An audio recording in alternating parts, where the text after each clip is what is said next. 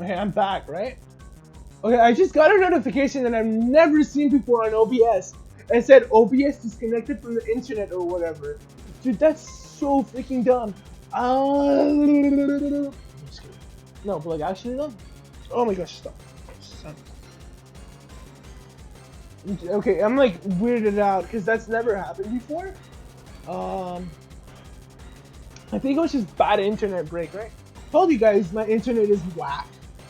It's weird because I mean, not to put down Spectrum, because they've been a good service like before. I think it's because like they're sharing more stuff with people that actually need the internet, which I'm all up for. Dude, is it wait up? Is it getting less fucking? Like, why is it not nasty?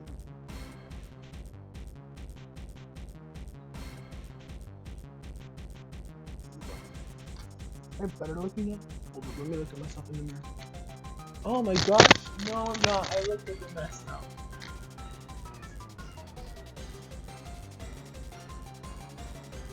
Okay, now let's go like this. I'm be combing myself still.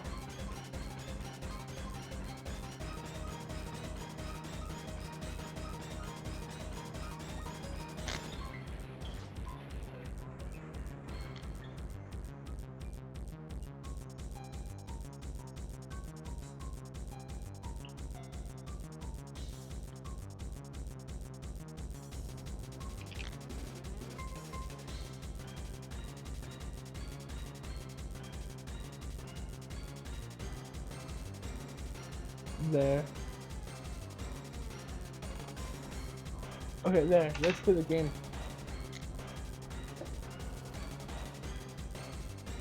Yeah, my hair looks much better and feels much more less bad. Less like it's stuck together. It's just kind of stuck together here, but it's way better than it was before. Holy heck. Anyways, again, internet issues. I'm not looking forward to that when I set stuff later on. Dang. Again, yeah, I'm just not looking forward to it when it crashes into like a few minutes, because that's dumb. Hopefully it didn't lose anything like footage wise.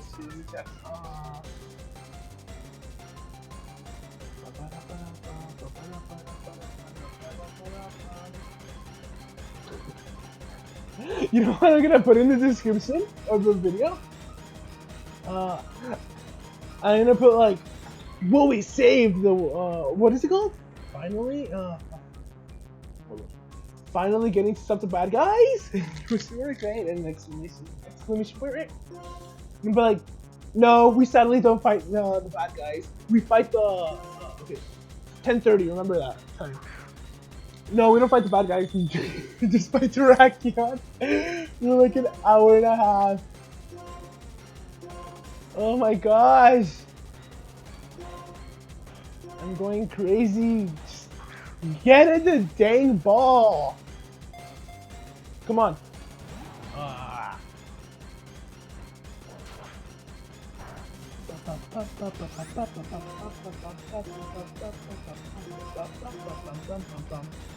Forward. Please. Please.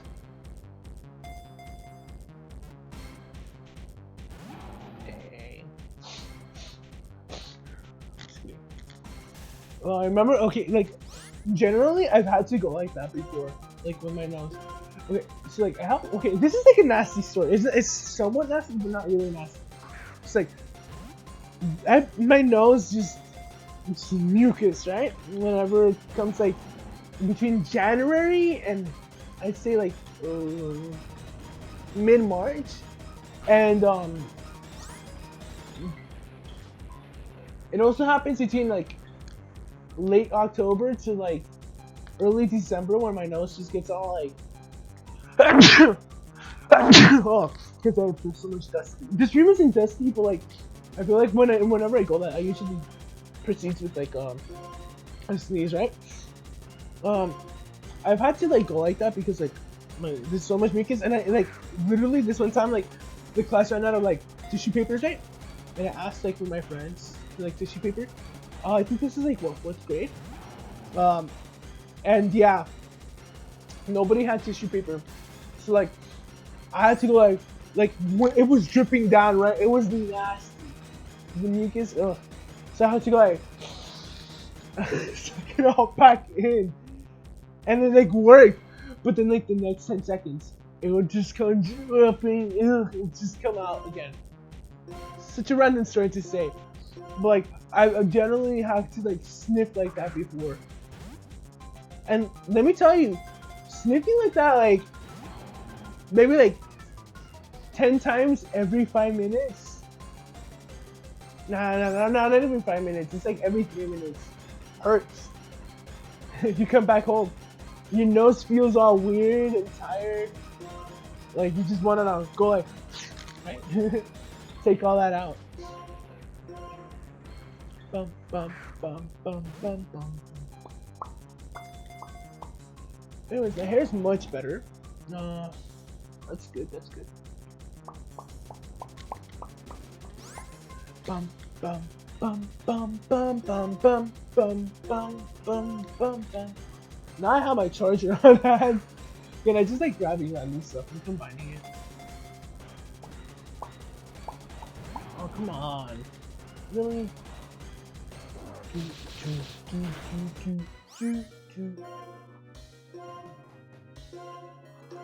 Ugh.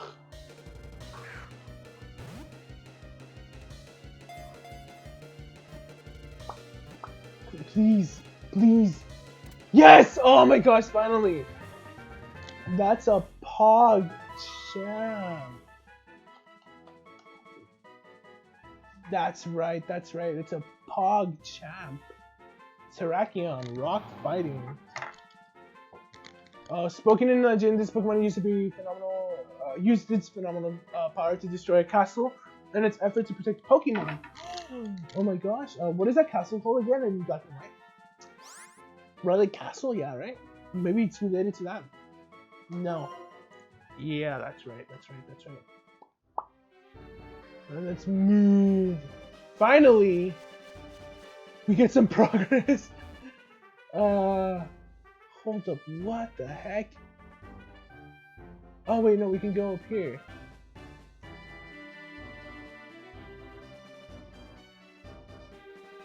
Let's just strength.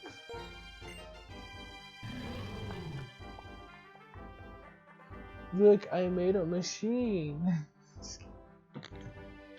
Oh, that's dumb. Yeah, Coach's strength made him move. Woof. Oh, wait, why did I say woof? Why did I say woof? I didn't say oof. Whatever. We want to go to the freaking Pokemon Center. I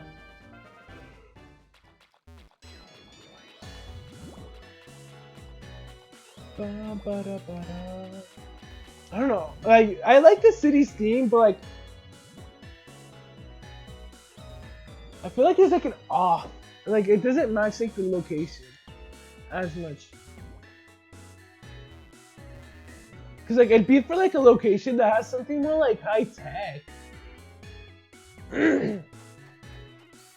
But at the same time, it's just good to give off that like holiday or vacation spot vibe.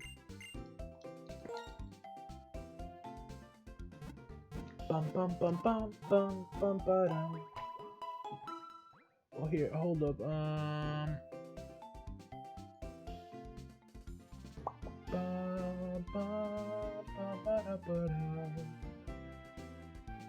Let's see how the last video was, because I actually may want to cut it short. No, yeah, we want to go for 2 hours. Well, not another 2 hours, but like 10:30, right? Thank you for waiting. We've restored your Pokemon to full health. Hope to see you again.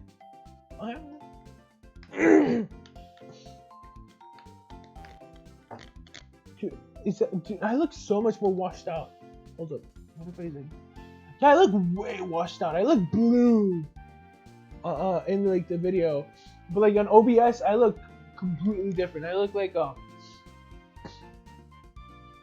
don't know. I look clear, not clear. That's not the right word. It's like normal, I guess. Maybe something to do with my monitor. I don't know. Wait, did I hear that? I'm gonna make a really dumb joke right now. Why are the Flemish wearing masks? We're in America. It's a Facebook. Oh my gosh, you're not wearing masks. Oh my god. I see, that's like the one word like that's weird to me. Like, not weird to me, but like I say it weirdly sometimes. I say masks. Like, am I saying no masks? Fuck, I can't fucking stop saying like the fucking new thing. Oh my gosh. Excuse my language. Masks. No, I can't stop hearing. Hold up. It's like I hear this, and I don't want to hear that. I want to hear like normal freaking people words or sounds. Like, like task, mask, masks, tasks. Fuck. No, tasks sounds very normal. Like not masks. Okay, I'm gonna search up how the fuck to say masks. Masks. Fucking hell. Masks.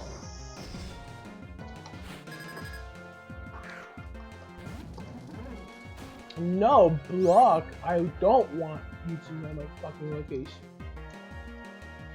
Masks.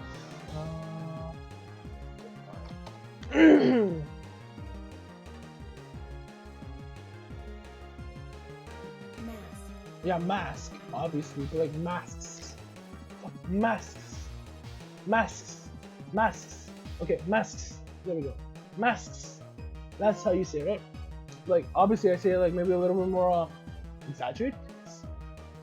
There we go. That's more normal. Not volt switch. No, it's oh my gosh, I just dropped my controller. An accident. No, I forget. Is camera up this fire, but is he ground? I think he's just pure fire, right? Oh my gosh, he's ground and fire. Yikes. Cameron's pretty bulky from what I remember. And I think he has the attack stat too, but like not the special defense or speed. Let's take out Bato.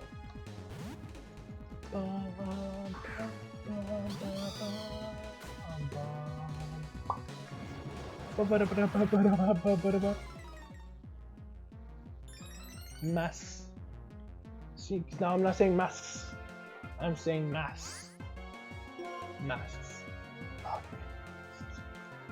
I'm like mad now. Whoever made the just oh my gosh. I cursed them. Grumpig, let's switch out. Zoroark. Or Zoroark. You know, Zoroark makes more sense because that's Roar. Valkyrie. She's that. Bum. Ooh, this is that.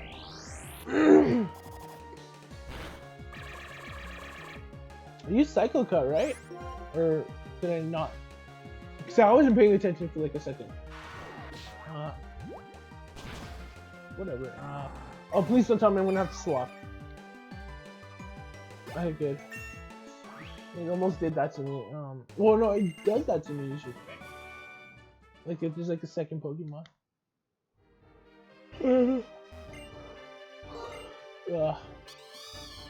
Anyways, yeah. Hopefully my internet doesn't trip out again. And calcium, that's good, but I don't think you can buy many of like the. I forget what they're like called something. I'll just call them stat boosting items, for lack of a better term. Oh, dinner.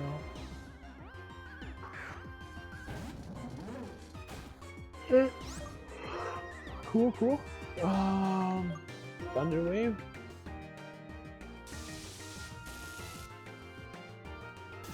Anyways, I'm gonna say this once.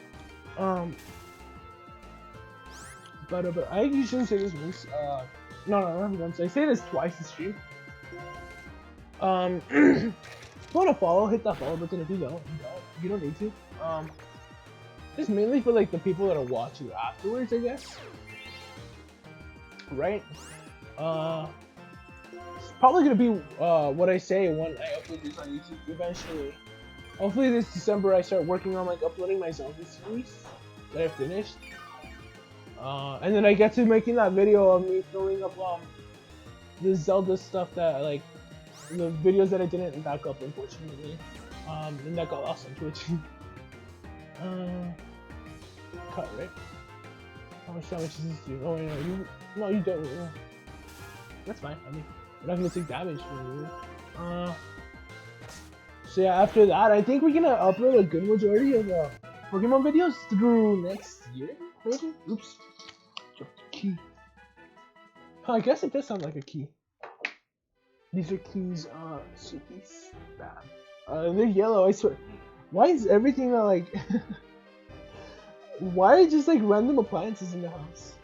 Just yellow. Like, I have that little, I forget, what is it called? Well, whatever, I know it in Spanish, it's broche. Not brooch, because brooch is like, it'd be like, for like a comb, I guess. Brooch should be different.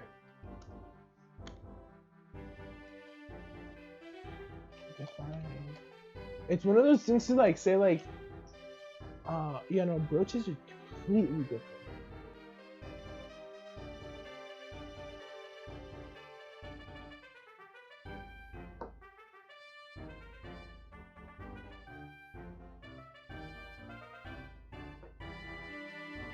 No, it's like a little, it's a clip. It's almost like a paper clip, but like not. It's like, oh my god. Like say there's like two little metal legs sticking out, and you like close it or whatever, right?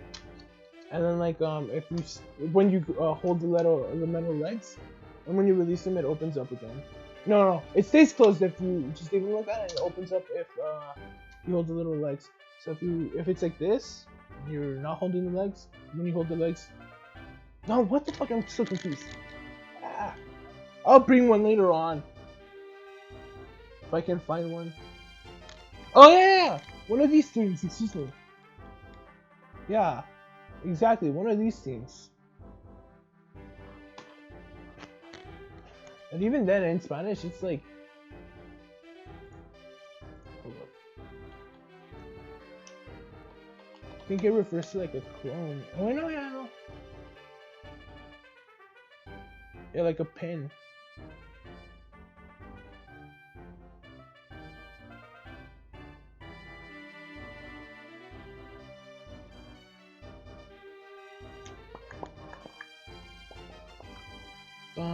Anyways, I really don't want to fight this trainer because like we got 20 more minutes. Oh wait, you fought me? Oh, we did fight you. No, it's burp.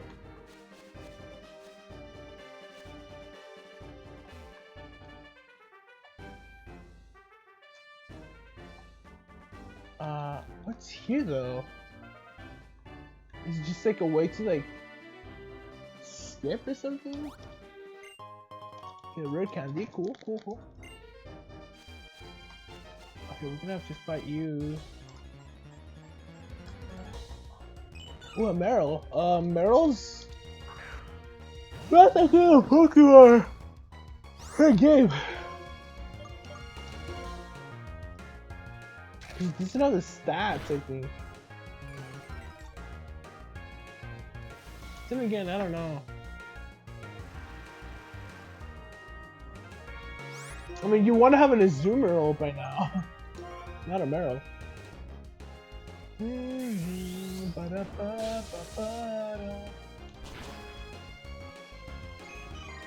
Cool. We're at level 7. Oh, wait, we're not even gonna level up yet.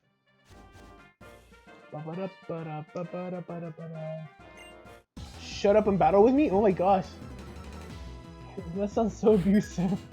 Hiker Justin. Hiker Justin sent out nose pass. Okay. No, promo pass? Oh, no, that means it would be like falling asleep when I watch videos. And the worst part is, I napped today, right? Because I'm like, I don't want to get tired. I don't want to say like, oh, we'll move this like some other time, right? Oh. I napped for like an hour or two. No, like an hour actually, yeah.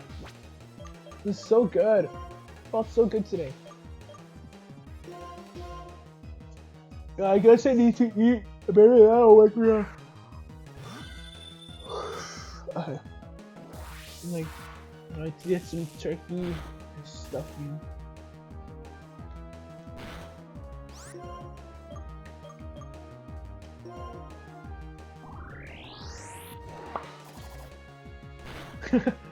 Okay, good. I thought we were gonna get paralyzed. Oh, yeah. Well, we are, but like, oh, like, we weren't gonna be like able to like attack. Sure. It's like, usually when you're like paralyzed yourself, you have like, the status just screws you over. Oh. Okay, I have no idea. Psyshock? Ooh, yeah.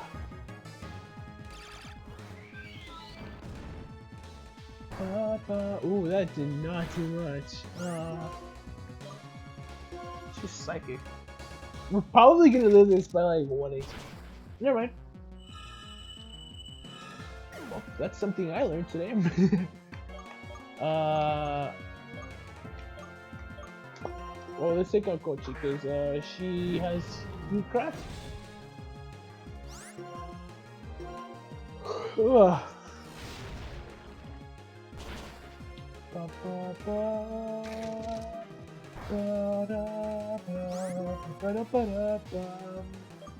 Oh yeah, flamethrower. Let's use that. Let's see how much damage we do. Oh, we did way more damage. Steelix has a lot of physical defense. Excuse me, not physical defense. Cool. So we beat. What time is it? 10:14. You know what? Let's leave it off here. We didn't get much done today. We took an hour to battle Terrakion.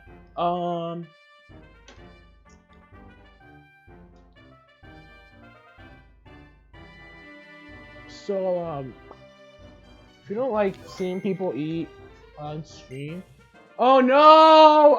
Okay. You never saw that. Oops. I exited out. Okay, no, like actually no. Hold up, let me get this set up. Oh no, I only have one window open. There we go. Let's go to YouTube.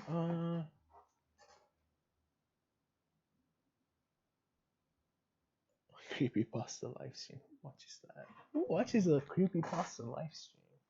You're crazy if you do. Like, not crazy as in like bad crazy, but like, good on you, I guess. No.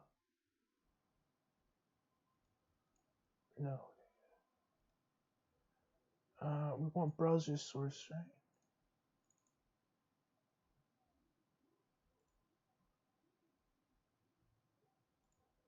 Yeah. Okay. So here's the video thing. Ugh. The only thing I'm scared of is getting copyrighted, right? I mean, if I do, I guess it's for a reason. You know what I mean? Yeah, let's go like that. Keep you there. Wait, why are you? No, just. No, stop. Let's keep you. Wait, no. We want you.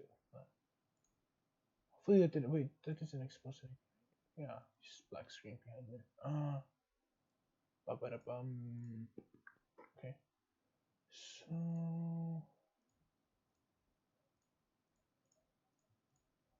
cool. You see this? Yeah. Cause like if I have my also I've noticed a lot of people apparently use what is that mode called?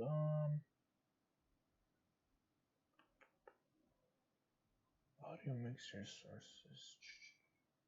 I forget what that mode is called. It's basically like a sort of like I used it earlier. I remember I was using it in Breath of the Wild.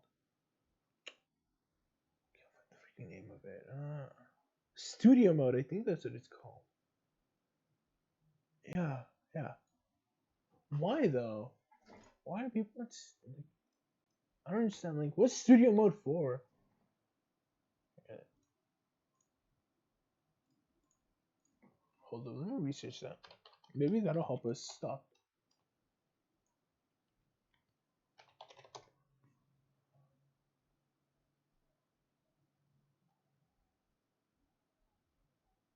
Ah, okay.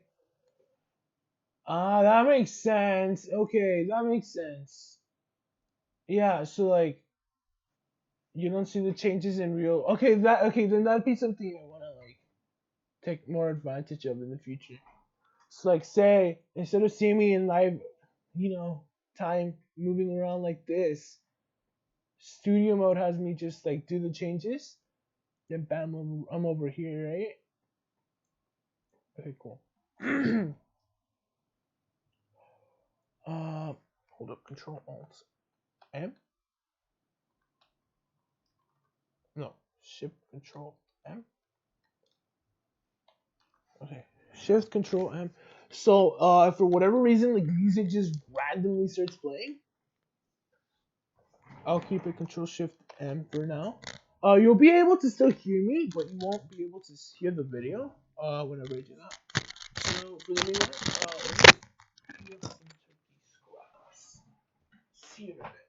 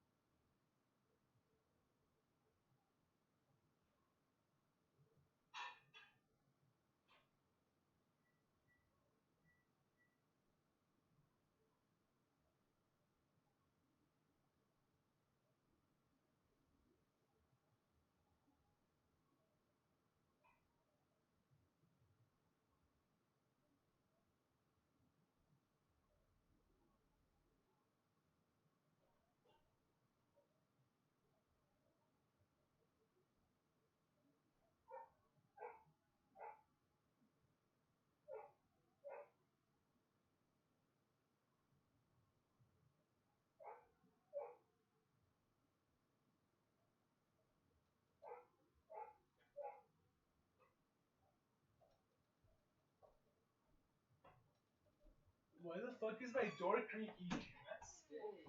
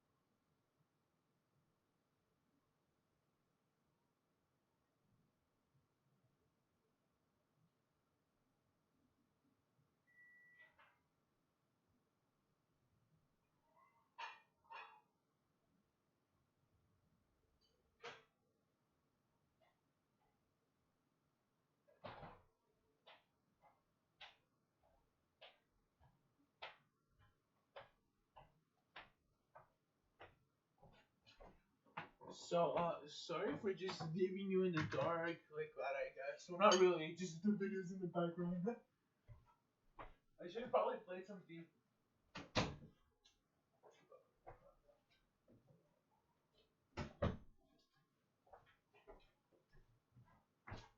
Uh,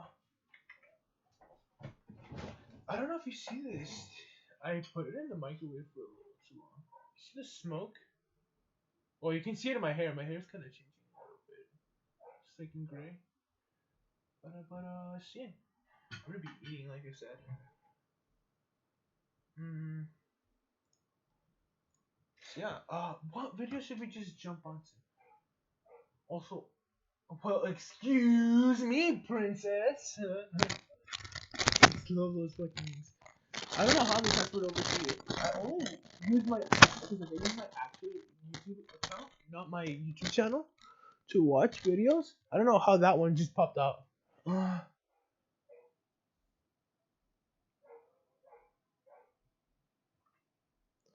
What the heck? Okay. Uh, top 5 ghosts that are very pretty scared. Here. How does he do it? How does he top 5 sound? Top 5 ghosts that are pretty dang scary, y'all. I don't know. I don't remember. No, because like I did it way too deep, right? 5 ghosts. No, fuck, that's too high pitch. No. 5 ghosts. No, fuck. You hear him. Hopefully, does it have like TikTok music or some crap like that? Also, hold up. Control Shift U. Now you'll be able to hear. The Old Washoe Club. The Old Washoe. Holy heck. The Old Washoe Club. I don't know. I can't get his voice down. Chills? I can, kind of.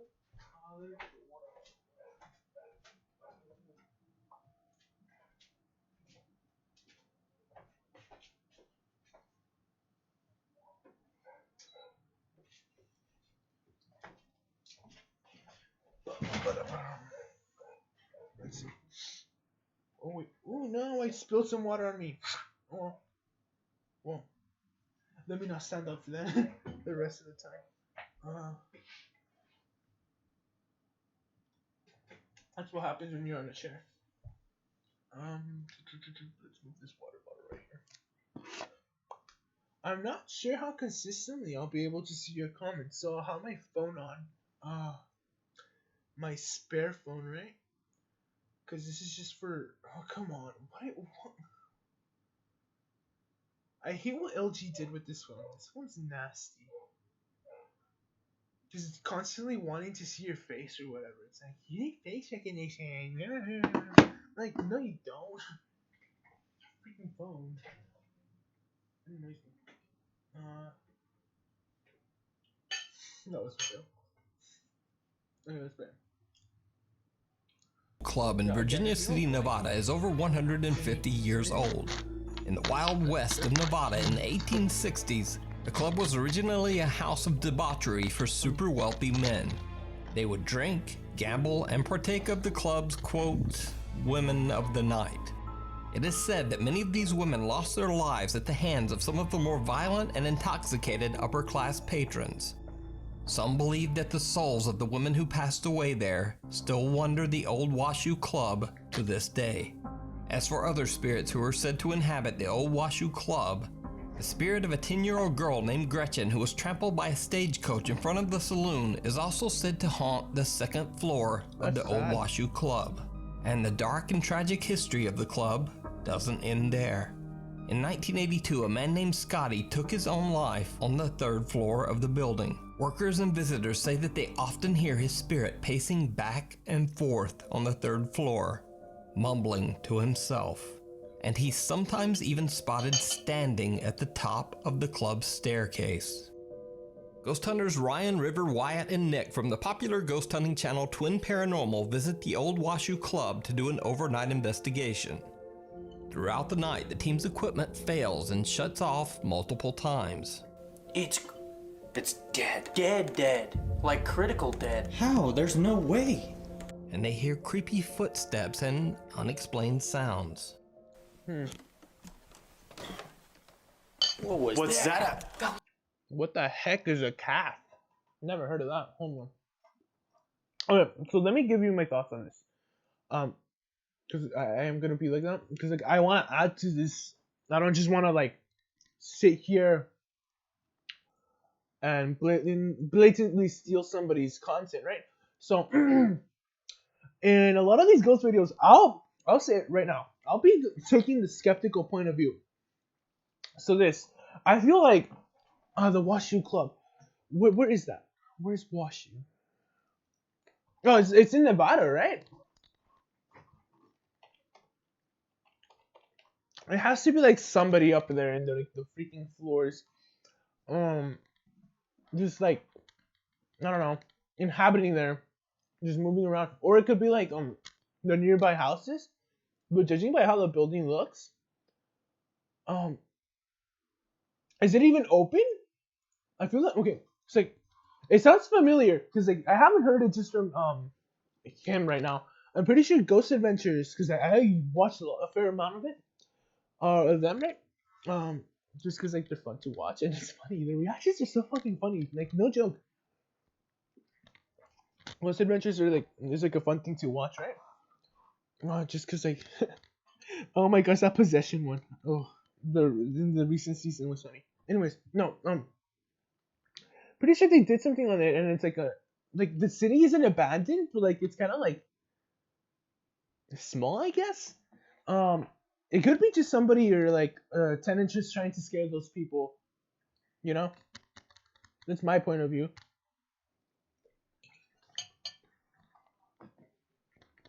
That was a cough. No.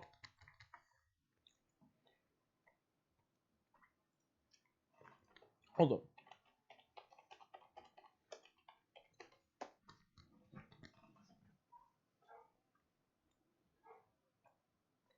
Hold on.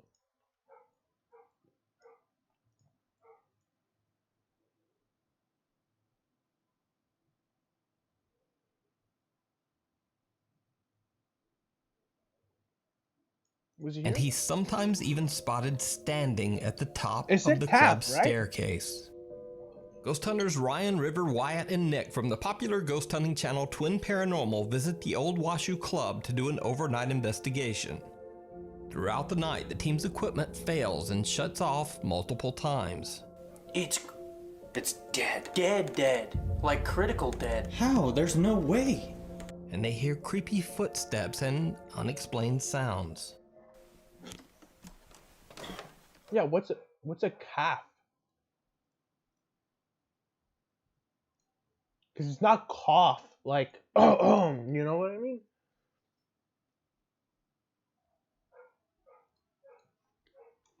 Calf. Define. I've never heard of a calf.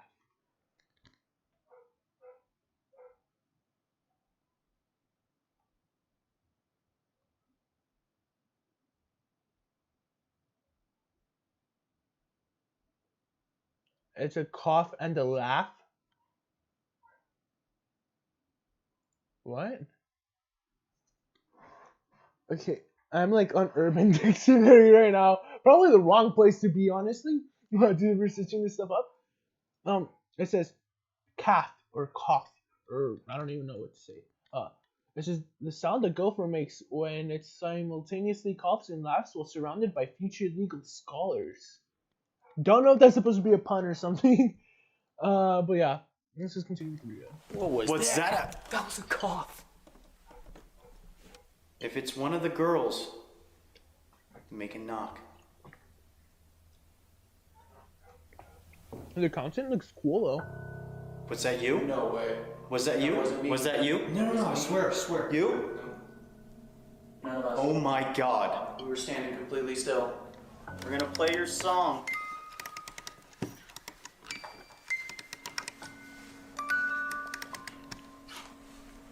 We're gonna play your song.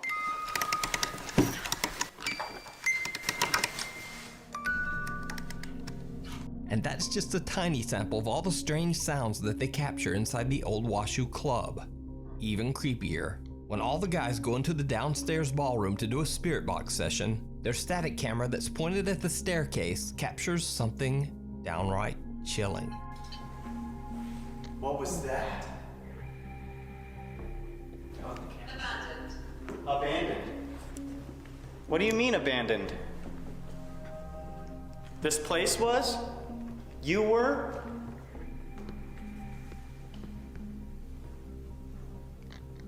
How are you? Yeah, and I highly advise you use the what are they called? The sound alerts if you want to. Just saying. How are you feeling right now? Are you happy? Are you sad? A bizarre shadow figure seems to walk right up to the staircase and then just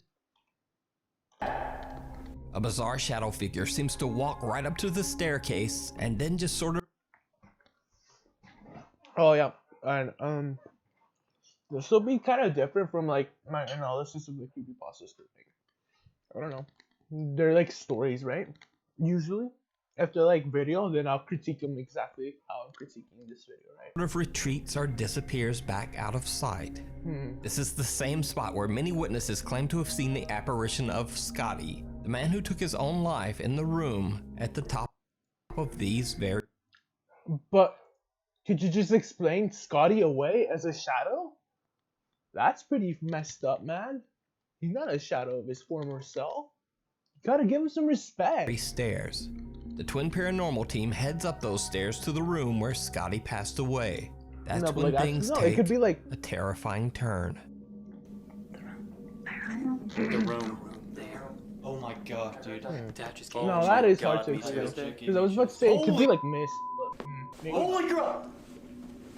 Guys, something was right just on standing the there way. and it like morphed That's the into best I an can orb do. and it flew that way.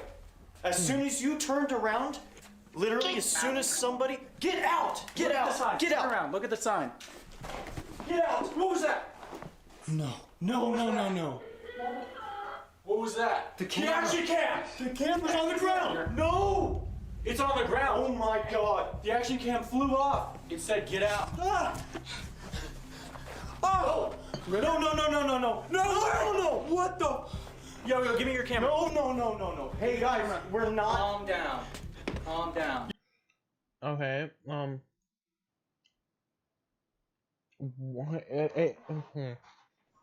So for videos like this, I like to say that they're staged like pretty damn well. Uh, the worst part is when it comes to like ghosts and stuff. I hate how like they over portray the I got scratched by a demon because it's 3 scratch marks. Uh-oh, that means there's a ghost here. Like, you know? You're kidding. No, we didn't do anything wrong. That's wicked though. It's a wicked scratch. Look, I don't have nails, okay? Look, there's no way that I could do that. I have no nails, so I can't scratch myself? I've had no nails and No I could scratch way. myself. Like I can swear to you guys. Oh, you're kidding. No, don't touch Maybe it. not Don't too touch it. Don't close touch it. though. Hold on. The screen is cracked. Look, guys, no string. There's no string. This is real. 100% real. First, Ryan sees something he can't explain on the other side of the room. The spirit box says, "Get out." Then one of their cameras sitting at the top of the staircase flies off its tripod, smashing the camera's screen. Then out of nowhere, River gets scratched by something on his left side. 3 long scratches that go all the way from his ribs to his hip. River shows that he has no nails and wouldn't have been able to scratch himself in any way. So did the Twin Paranormal team capture one of the angry spirits that seemed to be stuck at the old Washoe Club after meeting a tragic fate? Or could these seemingly violent apparitions be something more sinister? Let me know what you think.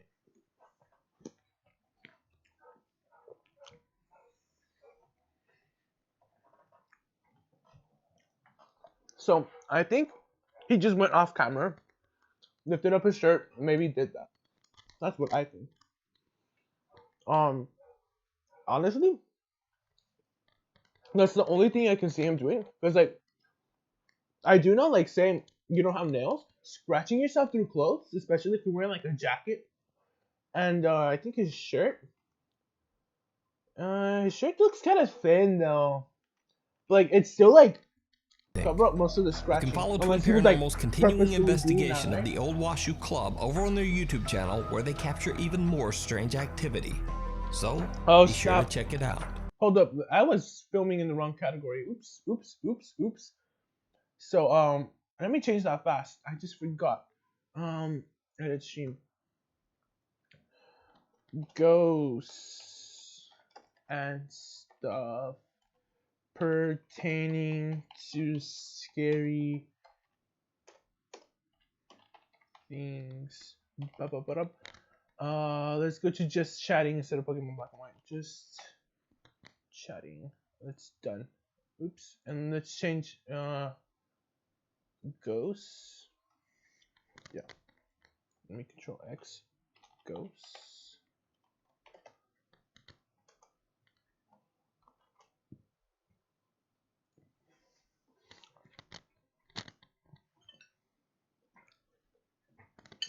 There we go. Holy heck, good thing I caught onto that.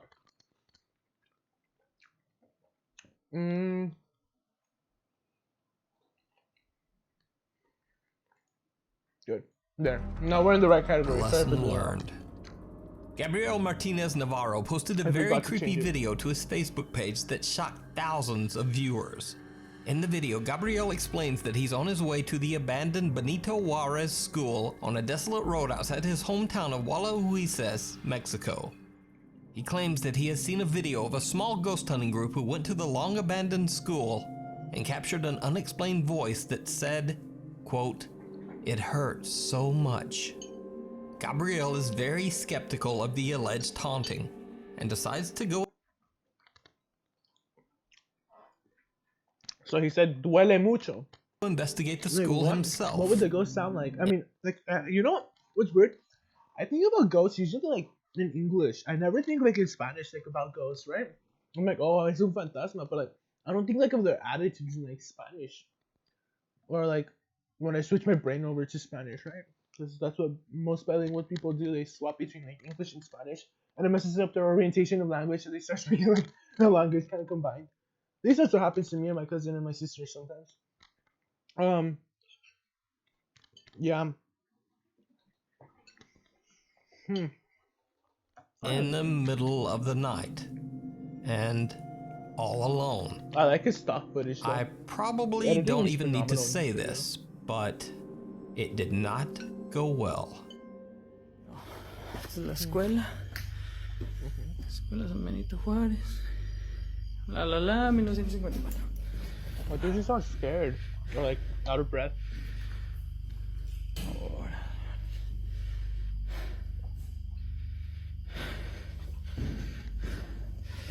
Pues ya vieron, güey. Puro pinche pedo, no hay ni madres a la verga. Ay, ay, ay. Ay, ay, ay, ay, ay, ay. Ay, no mames. No mames. ¿Qué es esto? Gabrielle enters one of the abandoned Why is he school's sitting down? classrooms. On the side of the room, there are stacks of what appear to be old rusted school desks. Suddenly, a heavy plank seems to slide down on its own before it falls hard on the concrete floor. Oh. In the entrance door, Gabrielle slide down on its Holy own before fuck. it falls hard on the concrete floor. Ew. In the Look at entrance that door, thing. Gabrielle's only way out slams shut. That'd be After real gathering scary. his courage, he slowly makes his way towards the door to leave the school grounds. That's when things get truly bizarre. Yeah, no, that's scary. ¿Quién es?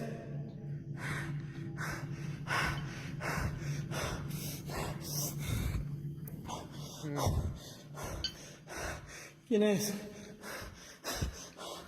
¿Qué vergas pregunto, güey?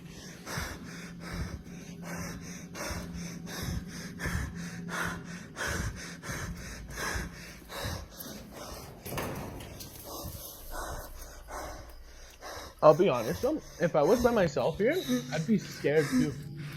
Not with the friend though. Or I'm scared with the friend.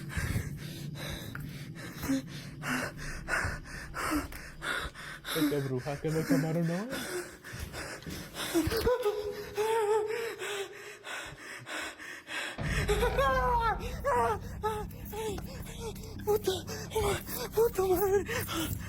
Did you see it? A sound startles Gabrielle and he turns around, and on the left side of the doorframe, barely visible on camera, a face appears, sending Gabrielle running in fear. The small face appears to be that of a child, its glowing eyes staring at Gabrielle from the dark. So did Gabrielle actually capture the paranormal activity that he was so skeptical about? Or is it just an elaborate hoax? You decide. If you see a video that you think would be perfect for the top 5, or if you have a ghost hunting channel and you caught something great, contact me at nukestop5@gmail.com. Something in the cellar. Realtor and single mom Ashley Kettering from Loveland, Colorado usually posts videos about her experiences as a realtor. But one night on November 12th, while she and her 5-year-old were fast asleep in bed, Ashley got a movement notification from her living room security camera. No, that's When she scary. checks the footage, she is shocked.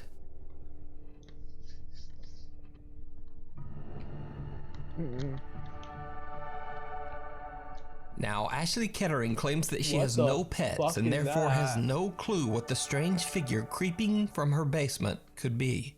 She also explains that her basement windows have sensors on them, so nothing or no one could have gotten inside without her knowing. Concerned viewers on TikTok ask Ashley to move her camera to film down the basement stairs. When she does, she captures something absolutely horrifying.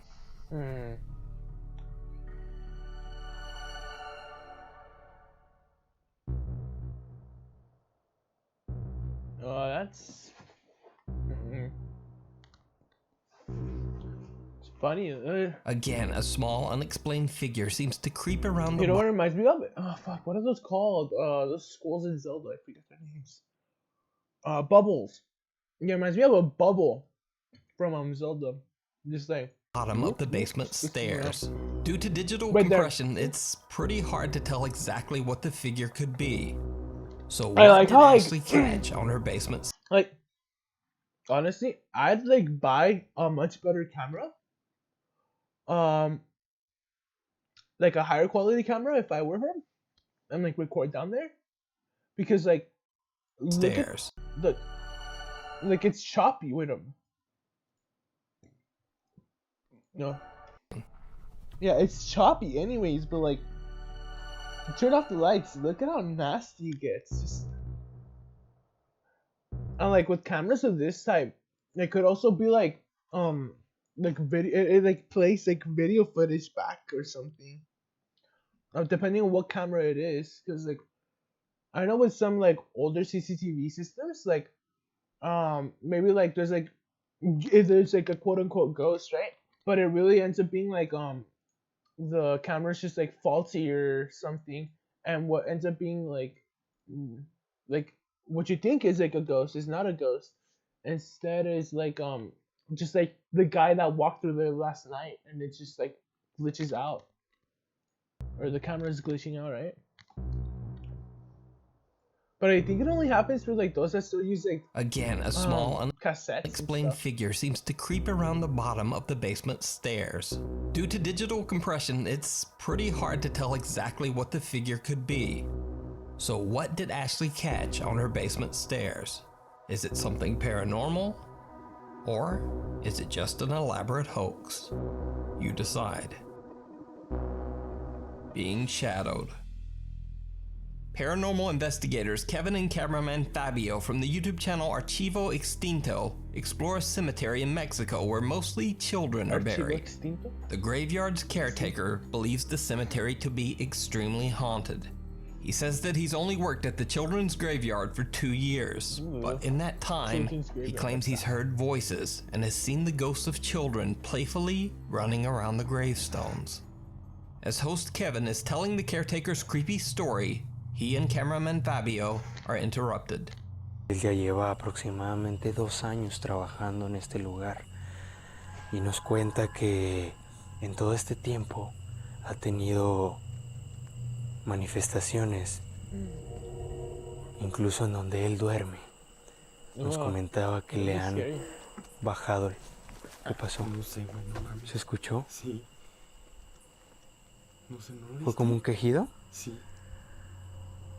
As Kevin is right in the middle of telling the story about the cemetery's caretaker, a child's faint moan can be heard right behind cameraman Fabio. Fabio quickly turns around, but there's no one there. Kevin begins to ask questions directed at the child spirit that might be following them, and the strange activity begins to intensify. Niño, si quieres jugar, Extingue tus miedos. no seas mamón, güey. I'm pretty sure the Tu lado, hashtag a is tu like costado. no. Sí, I think it's hacia still allá hashtag. se escuchó, güey. Se escuchó hacia allá.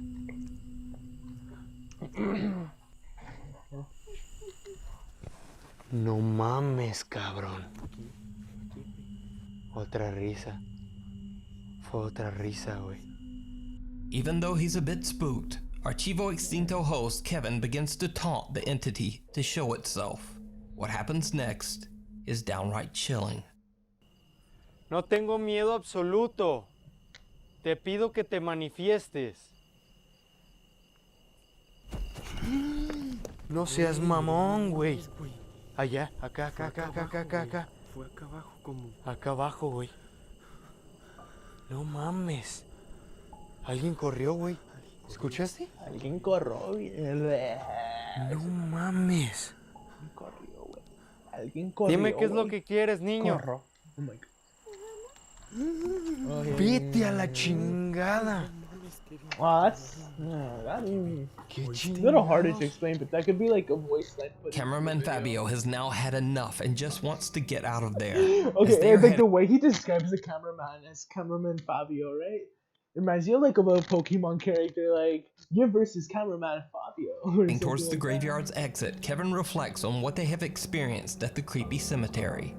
Fabio pans the camera around one last time and captures something truly terrifying. His car. Un cementerio lleno de Actividad. actividad, repleto de manifestaciones paranormales. muchas energías. Mucha energía vagando por todas las tumbas, por todo el sitio, What the fuck was tratando de that? jugar. Hold on. Todo el sitio.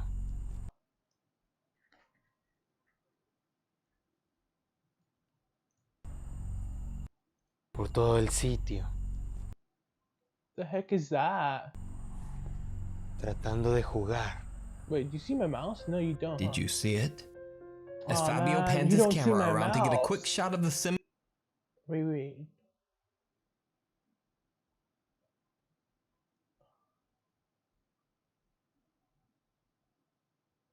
Well, if you see your mouse, my mouse. Oh my god. If you see my mouse, it's pointing in the center of the screen. There's something there. Hold up. Why? Okay, whatever. cemetery around them. Something seems to be standing right behind them. The guys say that they didn't even notice it at the time, but a dark figure seems to be following them as they are leaving the cemetery grounds. Hold on, let me see. YouTube and Facebook viewers believe that it could be the apparition of one of the children buried in the cemetery. But what do you That's not think? a child. I'll tell you that right now. Yeah. You see my mouse. Cool. You can check out this full video and more creepy investigations over on Kevin and Fabio's YouTube channel, Archivo Extinto. I like how he shows different like cultures. High and School stuff. Haunt. After a devastating fire destroyed most of the town of Goldfield, Nevada in 1923, the Goldfield High School was one of only 2 remaining large historical buildings in town. The high school was built in 1907, and although at first it was only a high school, eventually it was used to teach children of all ages. It is said that when the school was in operation, the children were often cruelly punished by the school's somewhat sadistic principal. Even darker, a student allegedly passed away from carbon monoxide inhalation in the building's coal room. Goldfield High School was closed in 1953 due to a cracked and weakening foundation. It has remained empty and abandoned for almost 70 years. Locals claim that the You could say this is the school's golden building years. is extremely haunted by both the spirits of the departed principal and her former students. Ghost hunters Tony, Desmond, Caden, Jossam, and Eric from the YouTube channel Ogden Paranormal spend the night at the creepy abandoned school in hopes of capturing evidence of paranormal activity. Soon after they begin to set up their equipment, team member Eric, who is near the former principal's office, begins to feel very ill. I won't make What's fun going of on, this. This usually has like either like actual like implications or like It's psychological. like you got socked in your stomach? Yeah. From what I learned in psychology I was class. just at following least. Caden, trying to figure out where to put this either. Yeah, it's weird. I was walking this way, and you behind me, then you just like, And it was just like, whoa. I think he said whoa or something like that, and it was just kind of like, almost like he was gonna like stumble, and he just.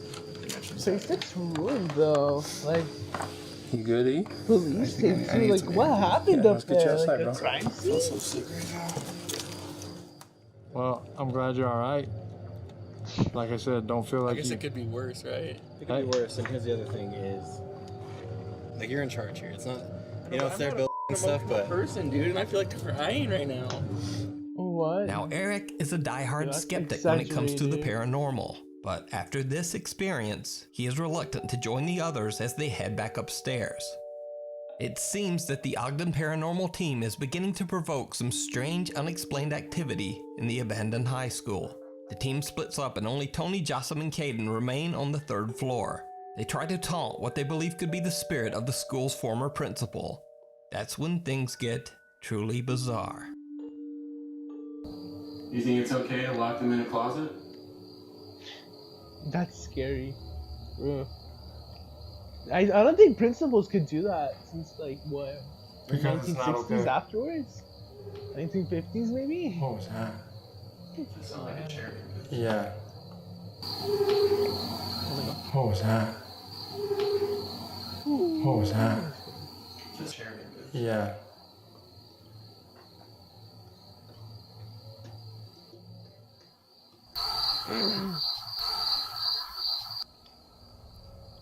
The sound of a chair sliding across the floor can be heard, and soon after an EVP follows that seems to greet them. What makes this incident so strange is that this isn't the only time they hear the mysterious chair. When they are on the second floor, they hear this.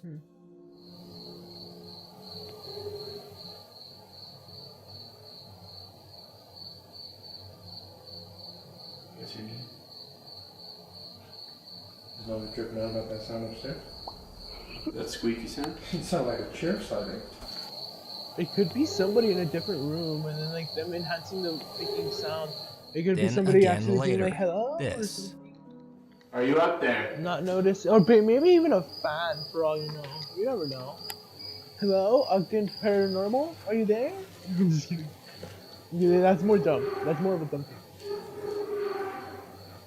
But yeah, that's. Because there are many chairs scattered around the high But school building, either it's that, or they just overlay the sound and they're just like acting it. And then like when you look up the stairs and there's like silence, you just add that noise, and then they cut to a scene where they react, right?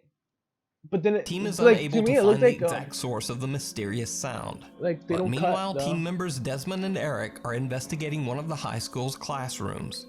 Desmond asks the spirits of former students a few confrontational questions about the school's cruel principal. Just then, one of their static cameras in the next room catches something very strange. Has she hit you?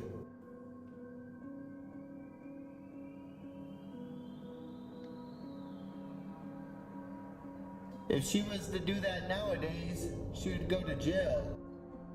Right as Desmond says that, our static camera right outside the classroom catches some sort of shadow or mist near the toy trigger objects.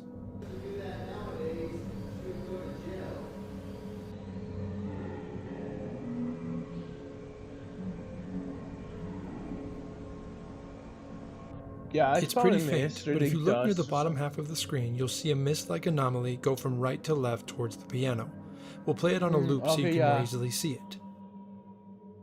That's more So harder did the to Ogden debug. Paranormal team capture a shadow apparition on camera? Are former That's students or probably a maybe light even the anomaly malicious then. principal still haunting the school hallways? Let me know what you think. You can check out this full investigation as well as many more creepy ghost hunts over on the YouTube channel Ogden Paranormal Investigations. Thanks for watching. For channel updates and other random stuff, please follow me on Instagram. So this is the story I have to say, right? So yesterday, this happened yesterday to me. And my sister.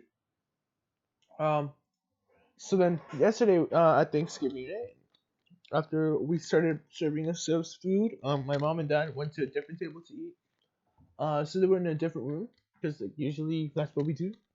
Of course we like talked it out. We were like, yeah, we're gonna do this and that. This year was good, blah blah blah. Well, not good, but like, this year went as good as it could go, right? And so then they leave the sala, right? So then after that, me and my sister started eating, right? And then we're just eating, minding our business, our own business. It's 6 o'clock, and out of nowhere, because my mom has had this clock plugged in for 2 days, but out of nowhere, the clock just starts going beep beep beep beep beep beep beep beep at 6 o'clock, right? I was watching a streamer at the time, right? They were reacting to Attaway General, which is fucking. It's a weird series. Its acting is kind of like, from what I've seen with them, right? Is that the acting was kind of bad, and I'm like, what the heck is that? Like the doctor goes through the door, and then like right as they go through the door, beep beep beep. Right, it's 6 o'clock, and I'm like, what the heck? I'm like, is that my phone? So like, I get my phone, right, and I'm just like putting down the volume. Not this one. It's my phone that I'm using actually to record. So it's this, right? So on my iPhone, right, I'm just like lowering the volume, and I'm like, what the fuck is that sound not going away? So then my sister looks at my phone and is like, what's wrong with your phone? And I'm like, nothing. So then we turn around and we see the alarm. It wasn't an alarm clock. It was like a digital clock that my mom has had plugged in.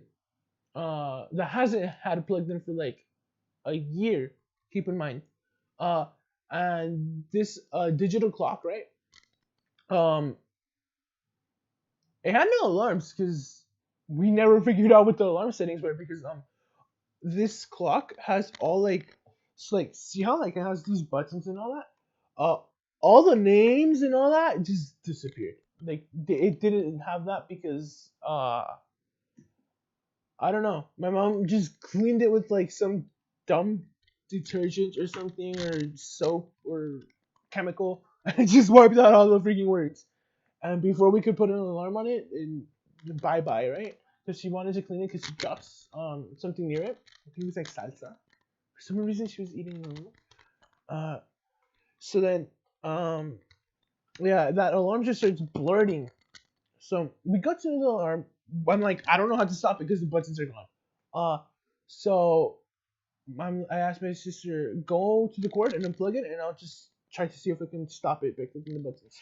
So as I'm clicking the buttons, nothing's working, right? And then my sister goes and plugs all the wires, and she's like, "Why the heck is that on? It's not turning off." And then like 10 seconds into it, the clock just dies, right? And then the alarm stops.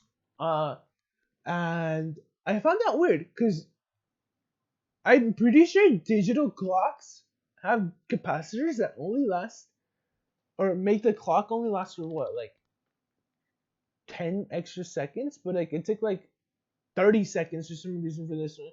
Either it means like the capacitors are really good, or it's just been a long time and it's the voltage going through it and the electricity, right? Just like renewed the clock, I guess. I don't know. But anyways, that happened, right? And we were pretty startled, right? We were like, okay, that's weird for the clock to be doing that.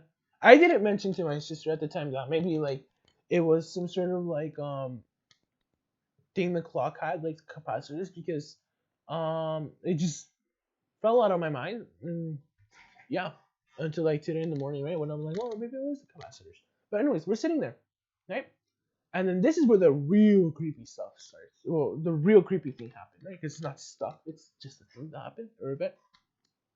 So right as we sit down again, like this is like 20 seconds after we shut off the clock, right? We sit down, and we have a painting of my oldest sister, uh, just there on the wall, right? It's like I'm eating this direction, my sister's eating this direction, so she's looking at the window, I'm looking there, and right over here is like a painting, right?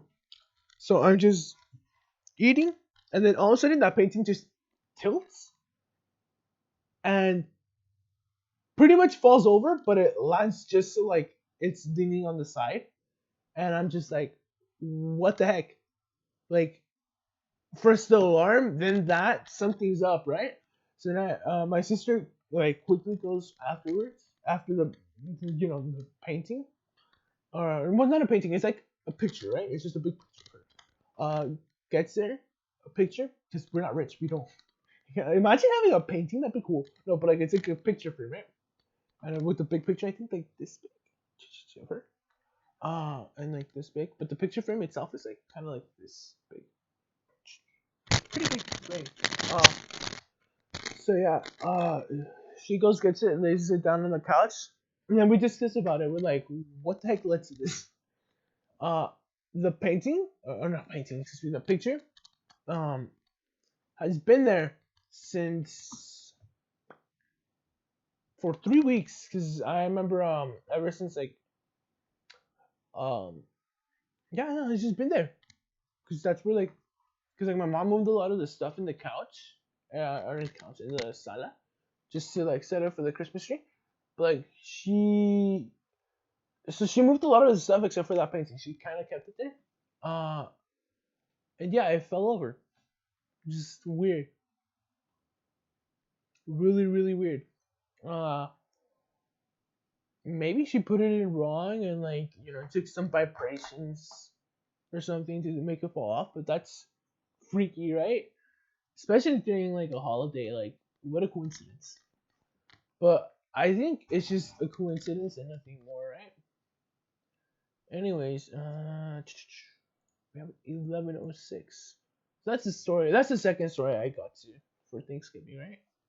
yesterday. If I've scary videos, I need to apologize. There's the clickbait.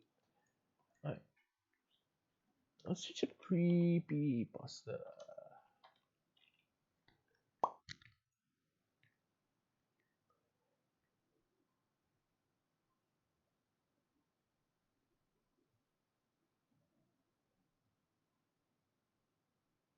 Let's hear this one. Something I've found in life is that everyone eventually settles on a Hopefully, passion. music isn't copyright. Whether it's a professional hobby, lifelong or found, people seem to find something they click with.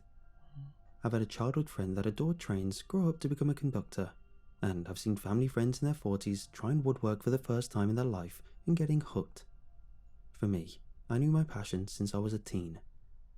For the longest time, I've been heavy into astronomy. No, not reading horoscopes. I love to observe the night sky. Astronomy? No.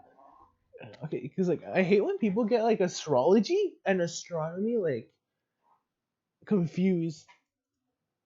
Because like they're not the same thing at all. And then I hate astrology people. Not hate, but like I just don't like what astrology people believe because like it's just made up. Especially like the stereotypes of like the signs and all that. I feel like some people just try too hard to match the sign, and it really like it just gives off like at least to me for those people that like try to do that, it just gives off an ingenuous like vibe. You know what I mean? Like, and it also makes me like feel like they're trying to find like a sense of like an excuse just to act the way they act, rather than like grow or just actually be who they are, right? That's my opinion. I wouldn't on say that, I'm as though. detail-oriented as some of the more deeper enthusiasts, or as planned out as the professionals. I mostly pick and choose what I'd want to observe for a period and make handwritten notes on what I'd find. I splashed out on one of the best home compound telescopes I could afford. It cost a pretty penny, but going from a cheap refractoscope to this one was the difference between night and day, no pun intended. I have an entire bookshelf full of old journals dating back the many years I've been doing this, some as far back as when I was a teen, in the garden with my dad's binoculars. Notes of the various constellations I've come to admire, my favourite being the Vasa constellation, genitive Varinae. It's a beautiful set of stars with a number of smaller constellations that made up the formation of a powerful light tower. When I wasn't looking at the stars, I enjoyed appreciating the cycles of the moon. And this is where the mess began. I was documenting the moon cycle, something I kept up with on nights when the stars were less visible. What is he, Galileo? I'm just kidding. The sky was circling with clouds, so I focused on the beaming full moon above. It was beautiful. I took note of the position, size, and other bits of data I felt important. Yet something was annoyingly off. On the left edge of the moon, there was a slight blurred taper. No amount of adjusting my settings seemed to fix it. I feared the lens was out, or the scope's mirror was displaced. I was hoping it was a one-off, but each day, it got worse. Every time I looked at the stars, all would be fine. But every time I looked at the moon, the same blemish was there, marring an otherwise beautiful scene. I cleaned the lens, checked the cap, readjusted every setting, yet nothing would alter the strange shade on the left edge of the moon's side. And each day, it seemed I'm just saying, I'm gonna give my thoughts on this story to get more noticeable. Part of me worried it was the brightness of the moon during bright nights. These machines are very sensitive, and the slightest thing can damage the many delicate parts that make these compound telescopes so special. My hope was that after a few days, when the waxing gibber started, it would help alleviate this, and make the blemish disappear. It didn't. By the time the waxing gibbers hit, there was almost a complete second circle of shadow on the lens. I was baffled. Since I'd exhausted all the possibilities of fixing it myself, referring to the manual I thankfully still kept, and finding no solution, I took to the internet to see if there was something I hadn't tried yet.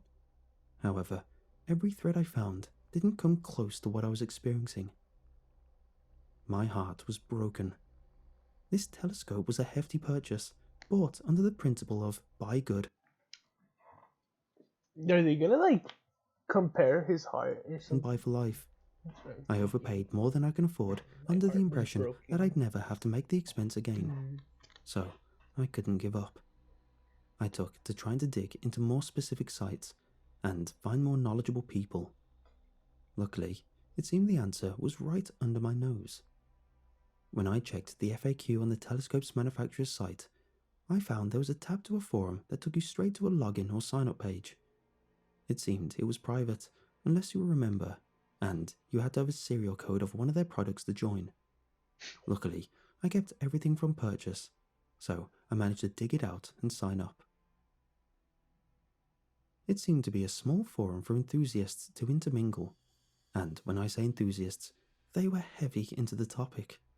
There were sections for shared notes, threads dedicated to specific product settings, even one for field meets.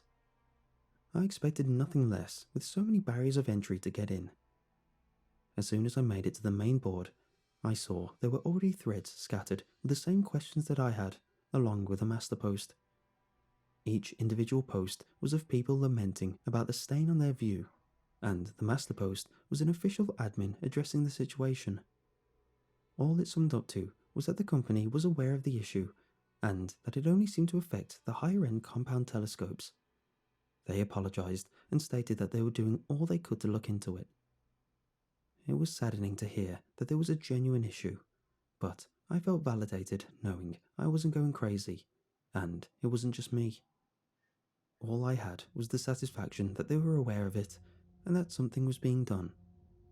My final thought to that night was of hope that things would return to a sense of normalcy. It didn't. Because coronavirus occurred. I'm just kidding now. Like, hey, a lot of these stories want to return to normal. After the waxing crescent, the new moon began. Well, not a lot, but like, just some, right? Moon goes to sleep, as I like to say as a kid. This is often the time I either took a break or take my eyes to the stars, since you can't see the moon during this time. I peeked through the viewfinder just to see if it was focused correctly, not realizing it was dialed to the region where the moon was supposed to be. In the absence of the moon, there was a strange round blur. At first, I thought it was the absence of stars that is sometimes used to spot the new moon, since that's the only way a hobbyist can catch the new moon. However, this seemed different. There was a strange quality to it, and a strange familiarity. I gasped when I realized it was the strange shade I'd seen before, this time seen without the accompaniment of the moon. After this, I started tracking this strange blur more seriously. I noted its whereabouts and general description of my interpretations. At this point, it looked like a barely opaque black disk in the sky, very small and very faint. It was the size of the moon at a far distance and was not visible to the naked eye. By then, I hoped to God this was an error with the telescope. The moon's visage burned into the mirrors of the scope, perhaps a marring of the lens's surface maybe, because I started to worry about the implications if this strange disk was real. By the time the waning crescent began, my fears started to set in. The dark blur was almost a full moon's length away from my perspective. Others still talking about it online mentioned the same thing, and tension was building amongst those of us that were invested. Though that was a small number, since with others to the forum with different models, we just looked crazy. The few of us talking about it were divided. Some were adamant it was what was announced, a manufacturing error. They demanded reparations from the company, both for the disappointments from the bad investment of the product and the lost investment of time. Some people lamented that the documented streaks had been ruined due to the inconvenience, myself included. For some people, years of serious work were in jeopardy, asking for a temporary replacement while they waited for a solution. Others were raving about old gods, forgotten prophecies, and apocalyptic doom. I just wanted my hobby back. I started getting in contact with some people to ask about their experiences. Though we all mentioned it, no one talked about specifics publicly for fear of looking loony in front of people who had not noticed this strange phenomenon. I met some genuinely nice people this way, instantly bonding over our shared passion for the night sky. The first person I met was Christian. He was very much the most level-headed of the bunch, often the voice of rationale and reason. He seemed to be taking the whole thing in stride, rationalizing it as an issue with the way compound telescopes' lenses reflect off of a mirror. This would explain why people with reflector or refractoscopes weren't reporting this issue. Something he added that was new to me was that after a long exposure shot he took of the moon, he could see the edges of the shade in the shot, and on its rim he could see the formings of what looked like cracks, rooting in towards the center. There were other nice people I spoke to in my time there. Then there was Ross. Ross was a bit more vocal about his opinions, and his opinions were a little off.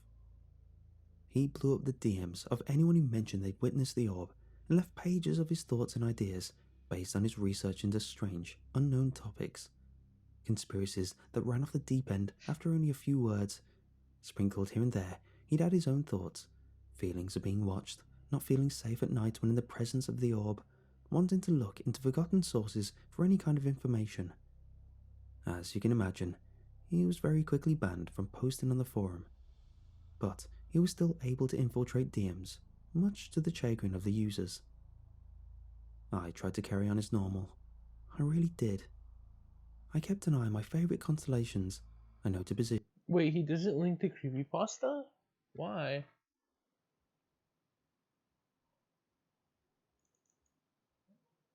I'll do some research on this channel if he does. Because the point I'm gonna make may not make sense if it's. However, in the corner of my mind, while checking the moon, I'd catch the orb in my vision, and my mind wandered over all I'd known so far.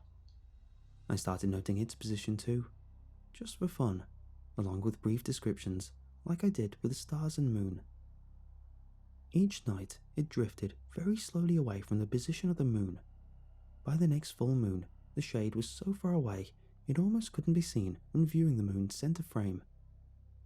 There was going to be a point when it'd be completely out of view when looking directly at the moon, and I was looking forward to it. After another week, I got my wish. However, something strange happened. I found myself longing for it. Not in a positive way either. I didn't want to admit it, even in my notes, but I caught myself edging the scope over just to catch a glimpse of it every so often. I got no good feeling from seeing it. In fact, quite the opposite. I'd feel the tingling of dread in the pit of my stomach when it was in view, to which I turn away. But I still found myself trying to go back to catch sight of it. I just want to say something. Do you ever ask yourself or see yourself like in this character that's being built up? Like, what were your actions or things you did before the pandemic and what happened afterwards? Just think about it. I talked to Chris. Do you long for what happened before? Do you long for normalcy? About this, and he seemed to dismiss me about it, taking a jab that I was starting to sound like a second Ross, though the way he worded his response made it seem like he was saying this out of denial more than anything. Judging from the shift in mood on the forum, it seemed we all started to sense the same creeping feeling. Ross, however, didn't even ask.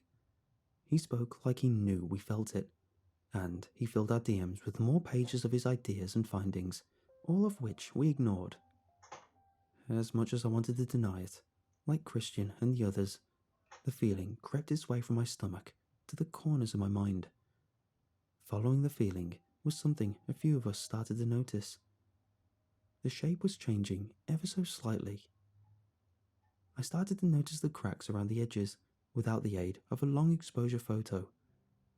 It was hard to see unless I focused hard, which seemed to give me feelings of a migraine, but I noticed something like faded capillaries drifting towards the center of the orb, the outline starting to look murky, more distinguishable, a ring like a nebulous halo. As I documented its slow march across the sky, I noticed that over the course of days, as it passed over distant stars, the way it mentions capillaries, I don't know. I feel like this is meant. They would be hidden, people on the forum noticed this too, and those without the same telescopes that at first denied this strange event took notice too. Even those without telescopes but a keen knowledge of the stars picked up on missing dots that would otherwise be visible to the naked eye. This is when speculation started flying, and more theories were cast about. An undiscovered planet, a black hole, a spaceship. The sub-community was abuzz. Something even weirder that those of us with the higher-end compound telescopes and a strong memory of the stars picked up was that the stars the shade passed over seemed ever so slightly less bright than before, a duller hue. Hard to confirm, but still thrown out by a few of us that noticed. Like a pillar of sanity, the voice of reason chimed in with a post. Christian made a master post referencing all the popular theories and pointing out inconsistencies or counter-evidence stating otherwise. Each theory was explained away to the best of his ability and that the phenomenon will pass. He didn't seem to acknowledge the brightness issue though, but the post got so long and he seemed to focus on the more popular conspiracies. His DMs were blown up on the forum and it was nigh impossible to get through to him after that, so I turned to his personal Facebook to talk to him from then on. He confirmed that a large portion of his DMs were from the infamous Ross, something of a meme at this point in the community. I asked him about what he was receiving, and when I saw snippets, I realised it was different to what I was getting. Not only was Ross on one of his many maniacal tirades, but he was individually writing these out to everyone. At this point, I bit the bullet and decided to skim over more of what he was sending. What he wrote was absolutely insane. He spoke of ancient texts and carvings, whether it was Mayan, Aztec, or something older, I do not remember. I honestly don't remember any of it, only what I wrote down briefly in my journal. He sent pictures of old statues, old wall carvings with a central eye, casting a beam on a cowering populace. He followed the messages with warnings of being watched. Whether he was talking about me or him, I do not know. I did not pay much attention after that. The more I looked, the more I rolled my eyes. It read more like a chainmail than a serious discussion.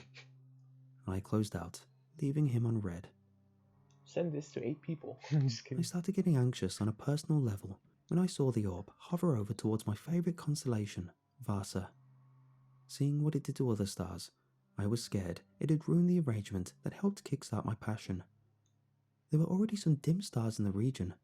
If they were to dim any more, they wouldn't be visible, even with my compound telescope. There were some people hopeful that the brightness would return to the passed over stars over time, but there was no evidence of that so far. Sadly, it couldn't be stopped.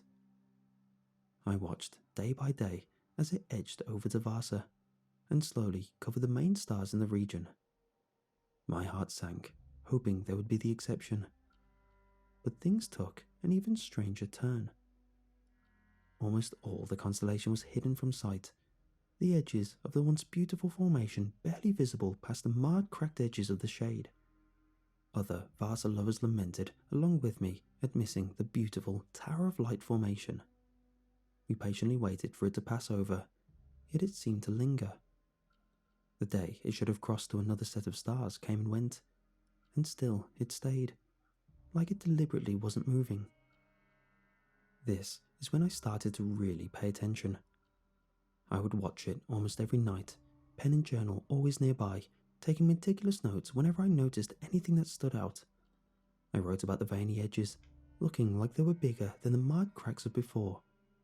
They would be different every night, like they crawled and pulsed on an enormous scale.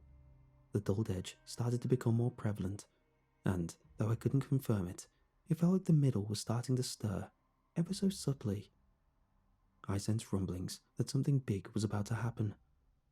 I could feel it. You know what's even weirder? Apparently, the moon does have some sort of does it? Moon. What is it called? Tectonic activity, right? Moon is still tectonic. Yeah. So there's moonquakes. So that's accurate. I started to get a little obsessed. I booked time off work to sleep all day so that I could have more time to watch all night. I filled out many pages of my journal just based on those few days alone. I'd watch for hours, an uneven strain in my eyes from staring for long periods of time. My cycle became routine. I'd watch, note, watch, note. Even when nothing changed, it was still right as such. Then, boom. Literally, boom. A heavy thum cracked down from the night sky. I heard concerned gasps from late-night walkers nearby.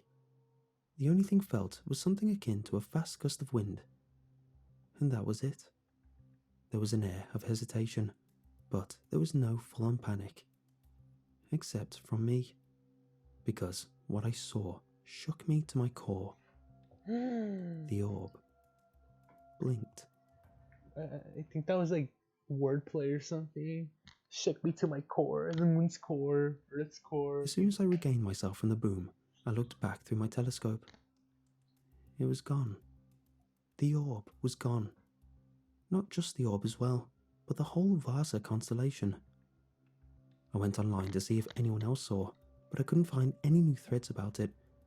I scrolled to find the old master posts about the phenomenon, but they were all gone. Nothing remained of the weeks of documenting and discussing the strange orb. I tried starting one, but it was quickly shut down. I checked other sites that I knew talked about it, and they too were gone. Nothing was reported on the news. I tried to message people that talked about it, but I could not find any of the old messages previously mentioned. Ross was completely gone. Whether it was because he was permabanned, I do not know. I found others, but they had no memory of who I was. I tried looking for Christian, and this is where things got even stranger. He was also gone. I dug around for his Facebook, but I couldn't find him on my friends list or previous contacts anywhere. All knowledge of the orb was gone, and no one remembered it. And it was the same for the Vasa constellation. Look it up. I've tried scouring the deepest pages of Google and cannot find any trace of it. I scanned all my books on the stars, and even there, all knowledge is gone. And what's I worrying, think he just confused myself. Is he talking about the moon or like the constellations themselves? is that I have no memory of the orb or the constellation myself. All I've told so far has been construed from all the notes I've written. I've been going through my journals, piecing things together, and I keep digging further and further back and finding more things are missing. I can't actually remember Christian or Ross, but I wrote about them in detail in my journal. All the writing in a calm and neat fashion, looking like I did it in sound of mind. When I try to think back to my favourite constellation, my mind jumps to Canis Major, but my notes all say it's Vasa. I've pulled out books from my teenage years and found, even then, I talk about Vasa like a comfort. Sketches of its formation, details of its coordinates, stories of its history. Yet, when I try look, I see a void, a starless circle in the night sky. More worrying are the other spots of information missing from my mind. In my notes, I talk about stargazing with my brother. Nights out, just talking about the formations, the mythology of them. Yet, I know in my mind that I've always been a lone child. Cousins coming over that I have no knowledge of. Pages written by an aunt who in my mind doesn't exist. There's either a hole in the sky or a hole in my mind. And I'm scared of both. What I've told you may not be entirely accurate. I can never confirm what I truly saw, what I truly know, especially the end. The journey was detailed well, but the final page was hastily written in a rush that either blessed me with little detail or cursed me with a slight knowledge. All that truly remains of the end is the last page. 4 words scratched in so deep the paper was cut in several parts. Boom. I. Blink. Gone.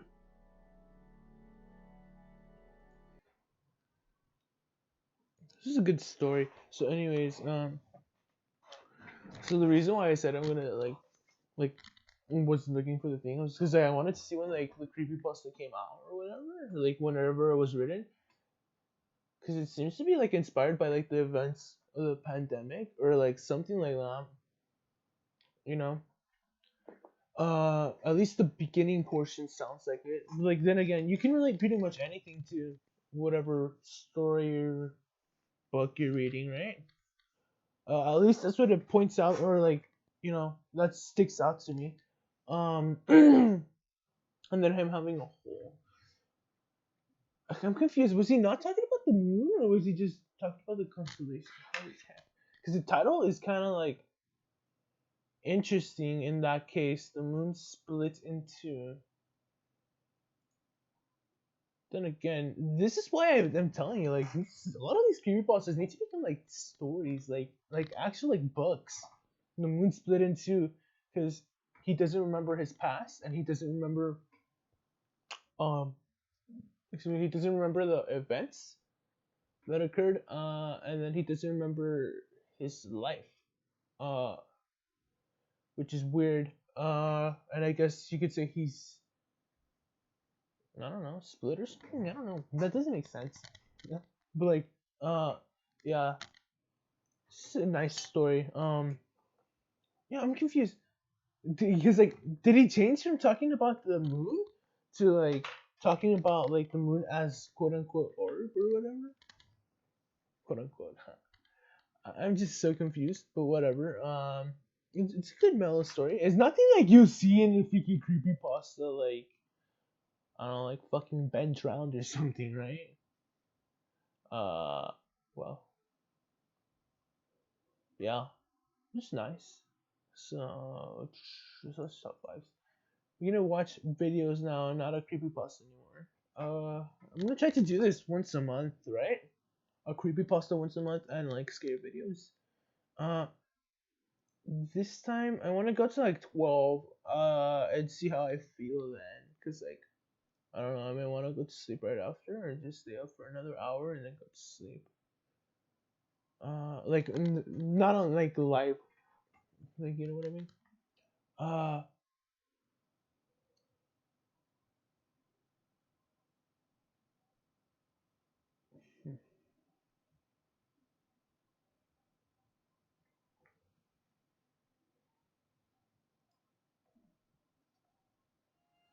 We take the modern Let's world go over and here. all of its conveniences for granted. The shelter of our homes, the distribution of electricity and safe water supplies, the flow of information via the various media sources we have access to. We like to think that all these physical objects are at our control, yet we often forget that our use of these everyday, mundane aspects of our lives are actually solely reliant on the skills and knowledge of others. and I guess cuz like the Warrens, they usually, well, I just stopped freaking out. What's her name? Peggy the doll? Is that her name? No, Annabelle the doll. Excuse me, fucking Peggy. I'm pretty sure that's from a fucking parody. No, excuse me, Annabelle. Annabelle kind of freaked me out. At least the story around it and like the doll itself. So, just out of respect for like the story itself, I'll be respectful for that. Just saying. We need builders to construct and maintain our homes. We need plumbers to ensure our water supply is uninterrupted. Nice and we need metaphor. electricians to keep our homes lit and the items inside, such as TVs and personal computers, functioning. These are all part of the physical world in which we inhabit. So what do we do when we find ourselves confronted with a problem that the so-called rational mind cannot account for?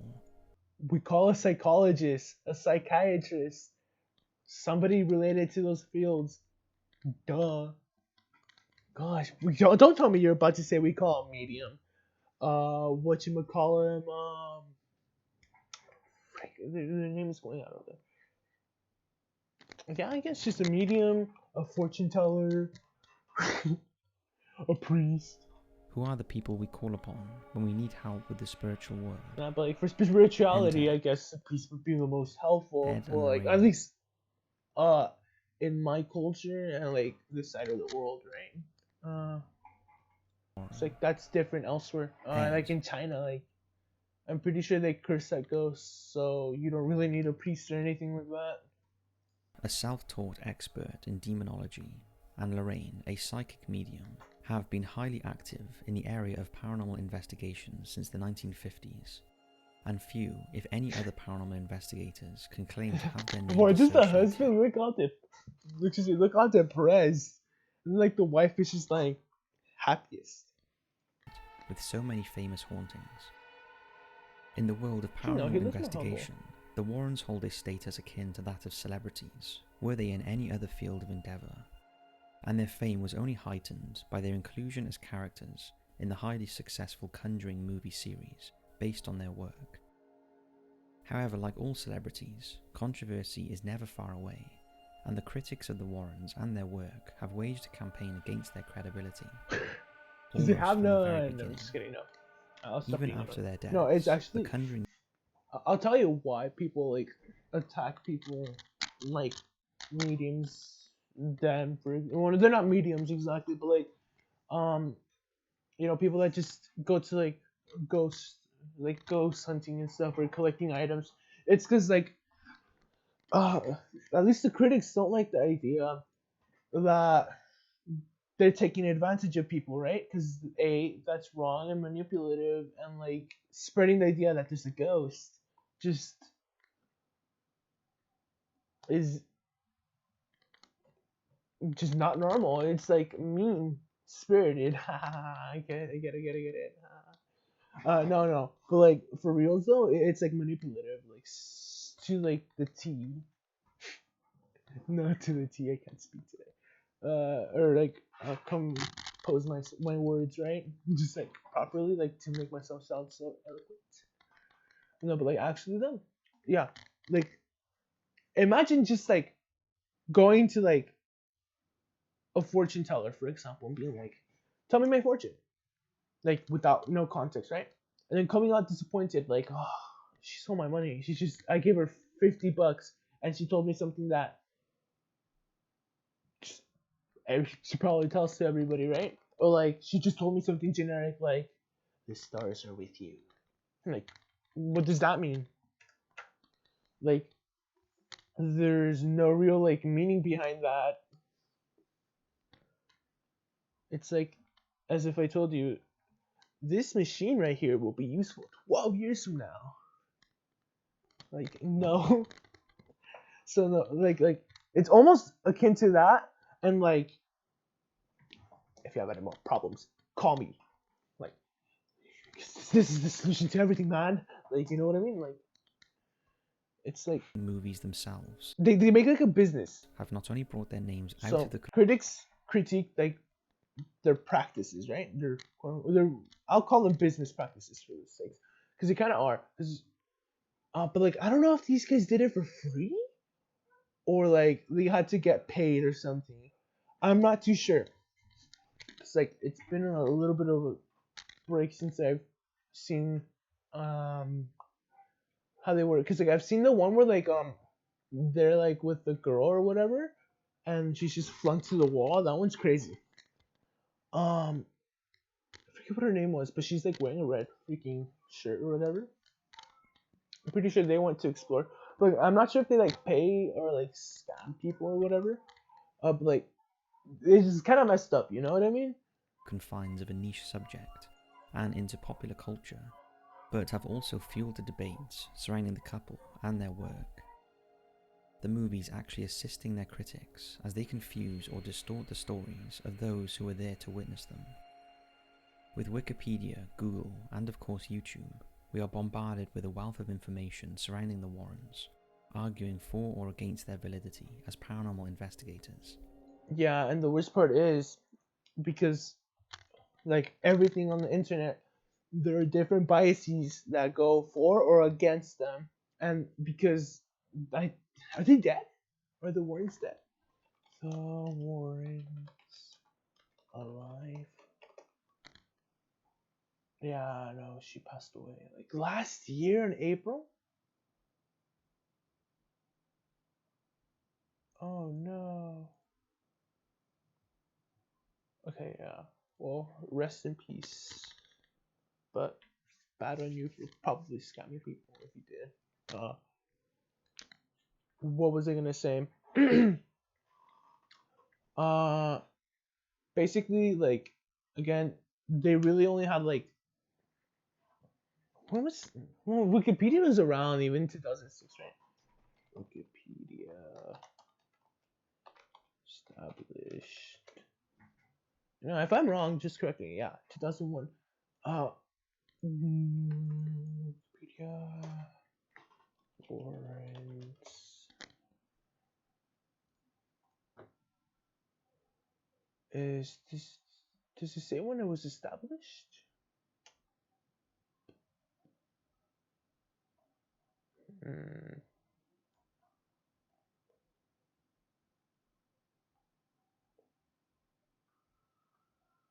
What I don't like about like Wikipedia is that it doesn't say like the date that the pages were established. So again, that's one reason why I guess teachers don't like you using Wikipedia because it doesn't establish when the pages were propped up. So like, say like in an article, right? You learn like I don't know the universe. No, you learn like there's new mechanical brushes, right? What do you call? And then you go to Wikipedia and talk about mechanical brushes, and it's not updated yet, or it has slightly outdated information.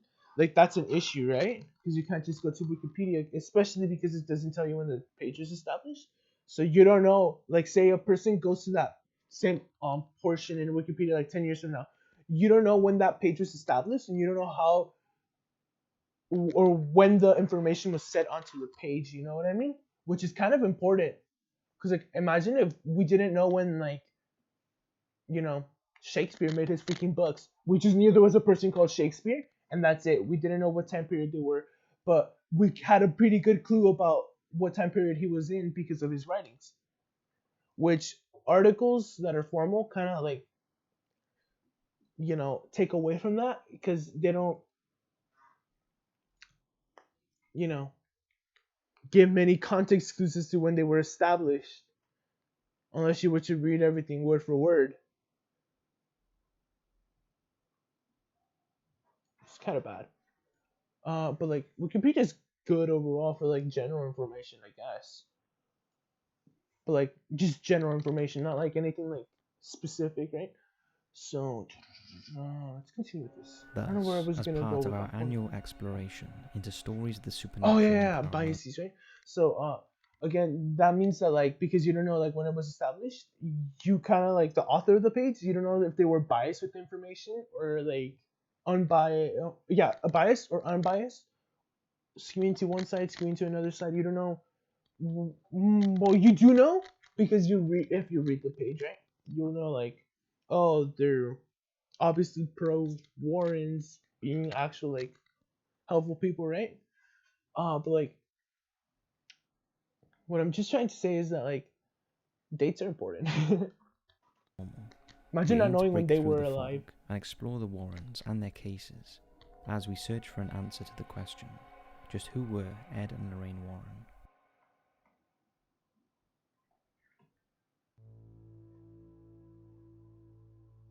Cool, this is gonna get into it.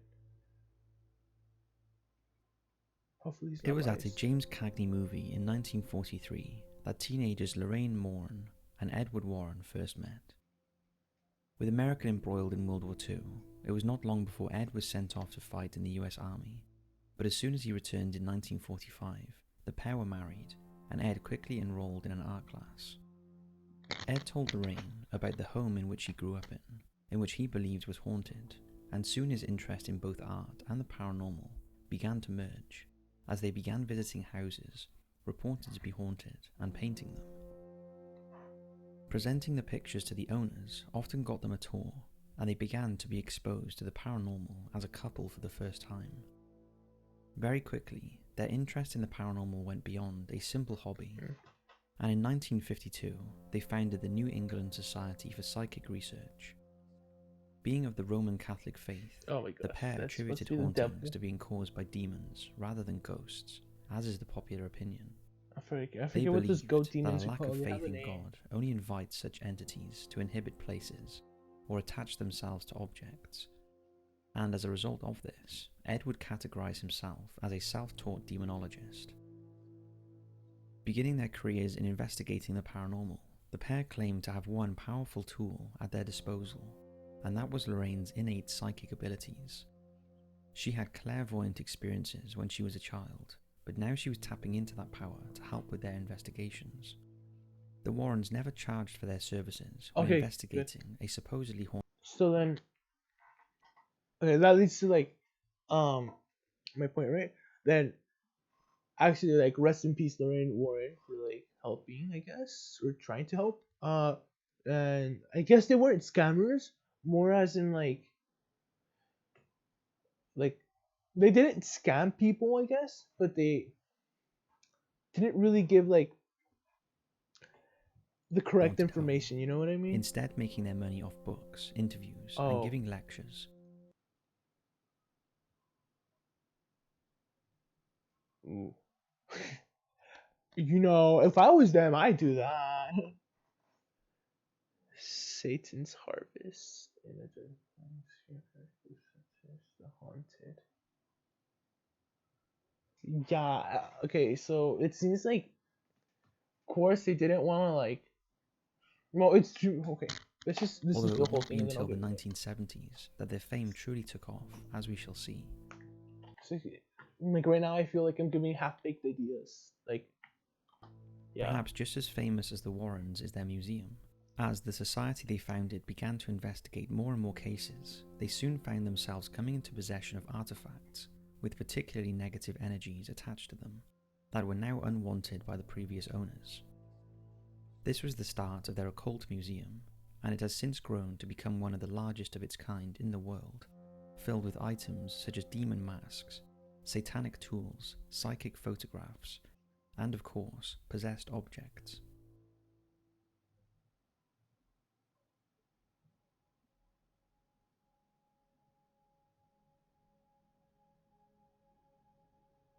It would be impossible to discuss the Warrens without mentioning Annabelle.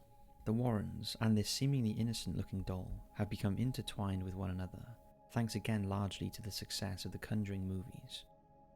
The spin-off Annabelle movies are more of a departure from the real case than the Conjuring movies themselves, and split off into the fantastical, which include a more sinister looking doll. The real Annabelle, however, is far more innocent looking, and this itself helps to emphasize the real evil of the doll, if the case is, as the Warrens claim, true. The story begins with a simple act of kindness. In 1970, a student nurse known only as Donna receives a gift from her mother. It was a pretty, harmless-looking Raggedy Ann doll. At the time, Donna was staying with her roommate Angie and her fiancé Lou, and at first, the doll provided an amusing mystery to the roommates. The doll seemed to have a habit of falling off of her chair or Donna's bed in the apartment, or would be found in a different position to how it had been left. Nothing too unnerving, and both could be easily explained away. However, Lou seemed more distrusting of the doll. He seemed to sense something was wrong about this particular doll, but the girls laughed it off. That is until strange notes began to appear, written on parchment paper, which they were at a loss to explain, since they didn't keep any in the house. The notes pleaded for help, and what was equally unsettling was that they were written in what appeared to be a child's handwriting. Then one day, Donna came home and saw the doll on the bed, where she had left her in the morning, but on her hands was a strange red liquid, which appeared to be oozing from within the doll. Being a nurse, Donna couldn't shake off the fact that the strange red liquid looked eerily like blood. The now shaken girls decided it was time to call in a medium for help. During a séance, the medium told the roommates that the doll had become the focus of the spirit of a 7-year-old girl who had died on the land the apartment complex was built on years earlier. The girl's name, Annabelle Higgins. Thus, the doll became known forever after as Annabelle. Upon learning of this, the girls began to view the doll as an object of sympathy rather than of fear, and elected to keep it in the apartment, despite the number of unnerving incidents seemingly growing. However, it all changed one night when Annabelle the doll finally attacked. Having been uneasy about the doll from the start, Lou now seemed to find himself the focus of Annabelle's anger. One night, Lou awoke, but found himself paralyzed by an invisible force. Looking around the room, he was horrified to discover Annabelle the doll slowly gliding up his leg until it was perched on his chest, and its hands moving around his neck trying to strangle him. Lou blacked out and awoke the next morning, unsure if what he had experienced was real or not. That very day, Lou and Angie heard a sound from Donna's room, but they knew she was not home. Believing there was an intruder, they looked inside, but instead of a burglar, they found Annabelle perched on a chair instead of the bed where she had normally been positioned. Lou became paralyzed with fear once again, and looking down he saw claw marks appear on his chest. There was no doubt in his mind anymore. He was being attacked by Annabelle. Reaching out for help, the case eventually reached the Warrens, and after interviewing the roommates and inspecting the doll themselves, they determined that a demonic spirit had attached itself to the doll, but not possessed it, as many have claimed, since according to the Warrens, innate objects cannot be possessed. With the Warrens' help, the apartment underwent a spiritual cleansing in order to counter the demonic energy attached to Annabelle, but this was not enough for Donna, who wanted the doll out of her life. So Ed agreed to remove it and place it in the museum. According to Ed, the car journey was anything but eventful. He has stated that during the journey back to the museum, willed the brakes and steering on the car to repeatedly fail. This led him to dousing the doll with holy water in order to subdue the force attached to it until they got back to the museum. But Annabelle was far from finished with her antics. The Warrens reported that at first, Annabelle was kept on a chair near Ed's desk, but over the following weeks, the doll almost restlessly moved around the house and was even seen levitating off the chair. One day, a priest visiting the museum picked up Annabelle and dismissed it as nothing more than a harmless doll. Ed was appalled at the lack of respect the priest was showing Annabelle, fearing the worst, and those fears appeared to come true a few hours after the priest had left. The Warrens received a phone call from the priest saying the brakes on his car had been cut and he was nearly killed in a subsequent crash at a busy intersection. The Warrens blamed Annabelle for the incident and so decided to lock her away in a glass cabinet where she still resides to this day. But the priest would not be the last visitor to the museum to experience Annabelle's anger. According to the Warrens, another man who visited the museum with his girlfriend and who mocked the doll also suffered a crash on his way home. Only this time, the man was killed instantly. Annabelle remains at the museum safely in her glass cabinet.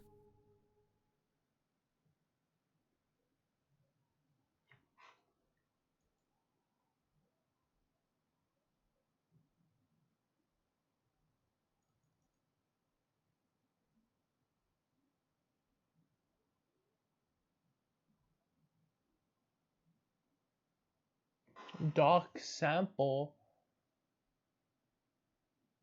Oh, it's just supposed to be okay. Cool. It's his Patreon, and then I guess like, if you have the time, I guess you can go to his Patreon and watch the rest. Cause I don't have Patreon. And then like, yeah. Oof. That's it. Oof. Oh, well then, from this snippet, I guess we'll go off from the information. So like Annabelle, right? Interesting case.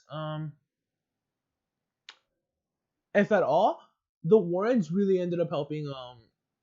The couple, I guess, or no, not the couple. Well, yeah, no, was it? Yeah. Well, they ended up helping the person that they needed to help, right? By just removing the doll because obviously it was, distressing them. So in a way they did help people. In another way, it was just like improperly like helping them. So like,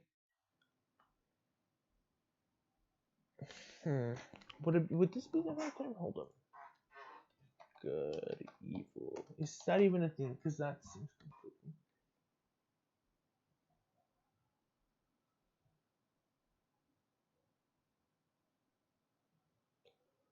Well, there's no such thing as good evil, but like yeah, you could say there it was like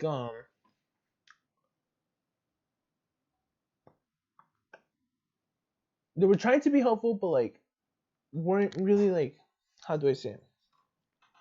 Trying to, oh my god, it's like I don't know how to properly state it. Like they didn't scam people, obviously. But I guess they just went around the wrong way of doing this, right? Uh, although they did impact the people that they helped, right? Like mostly positively in a way, in that way, right? But again, this could have just been like, hey, you're having hallucinations or something. But of course, that's not the Warrens' characters because they're supposed to. One of them is supposed to be a self-taught criminologist, like the video said, and the other one's supposed to be like psychic, I guess, or like a medium, right? Um, so for all you know, they could have just been a little crazy or a little off and just going on to help people, which is cool, but how do I say it? Concerning, because like just think about like what would happen if like something went wrong, right? Like the car kept on breaking, for example, like while they were bringing Annabelle back. Like, could it have just been them making it up for like attention? You know, who knows? Or like maybe just making the story grander than it was. Like this, like the movies kind of portray, the couple or yeah, the Warrens right now. It's just questions like that. Uh, Hopefully next time I get to do this, like next month, I am having my thoughts more formulated. 12:30. Well, it's about to be 12. So, how long have I been? Okay, I think we began 10:15, right? I want to put my foot for 2 minutes and 30 seconds. I came over here.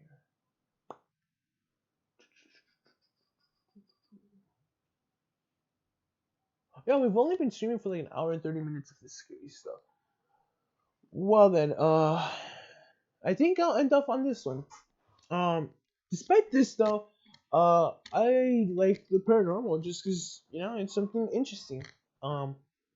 Whether it actually exists or not, it's just interesting again. And honestly, for me, it just helps me like, I guess, practice like the different. Well, not practice, but like just understand how I guess stories are made, how they're like highlighted and blown out into like tall tales, I guess, and also these ghost videos and all that just teach me like to be skeptical, but like healthily skeptical, I guess, because like there's cynical, which is a little more negative, and then there's like outright like yeah right, like you know what I mean?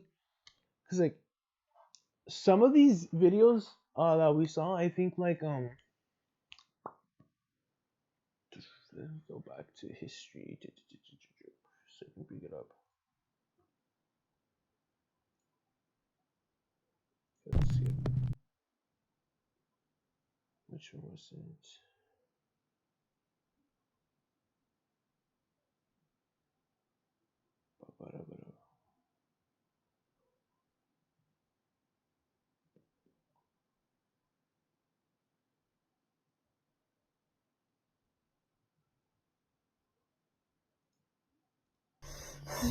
No, not that one.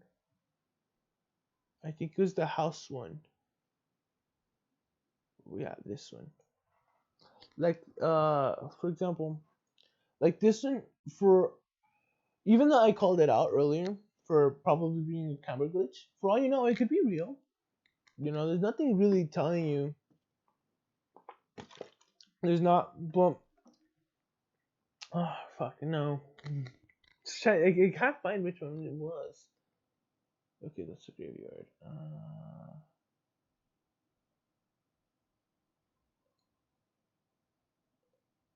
Nah, no, it wasn't in this one. I was thinking of a different one. I watched like earlier this month. No. Oh no, I'm thinking of the last one. Basically, no. I don't know. There is some videos. Well, I'll just make up an example, right? Like where the supposed ghost is like more realistic. You know what I mean? And I guess helps. You know. healthily regulate um your I guess the mind's natural obsession with the paranormal. I guess that's what we're trying to get to. So like, oh yeah, yeah. So like in the case of like, where you're in a house, right, and you hear like the freaking chairs moving and all that, right? Would you rather want that to be like a criminal, or would you rather want that to be like a ghost, or not a criminal, but like a shady person, right? Or would you rather want that to be like a ghost? Uh, all of the times, if I was to choose this out of like say 10 times, out of all of those times, I'd choose like a ghost because I'd rather be, haunted by a ghost temporarily, um, than see a freaking criminal just up there, or not criminal. Just say, why am I saying criminal? Then a shady person, because like that's freaky. Imagine just like seeing a person with a freaking chainsaw or something crazy like that.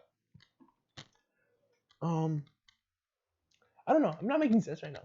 I feel like I'm not making sense, but whatever. Um, maybe that's a creepy pasta I should. I'm just kidding.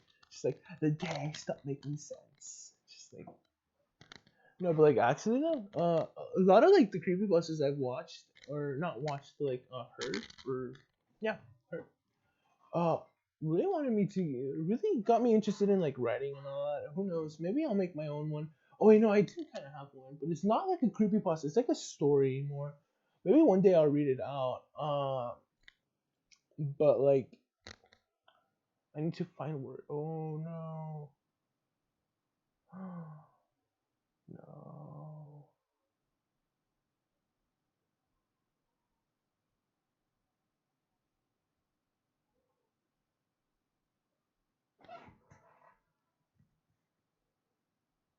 Hold up. It's weird because it was an adult too. Please tell me I did not throw it out. Please tell me I did not throw it out. Cause like that binder had like this story.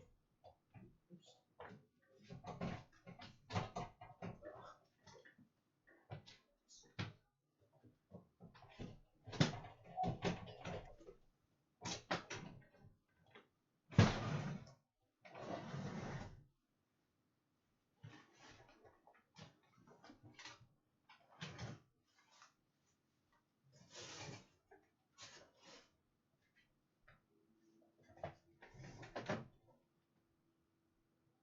And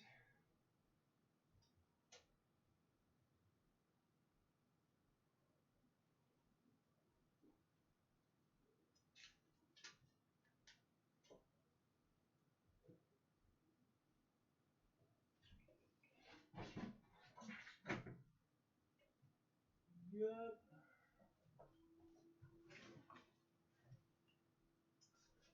It looks.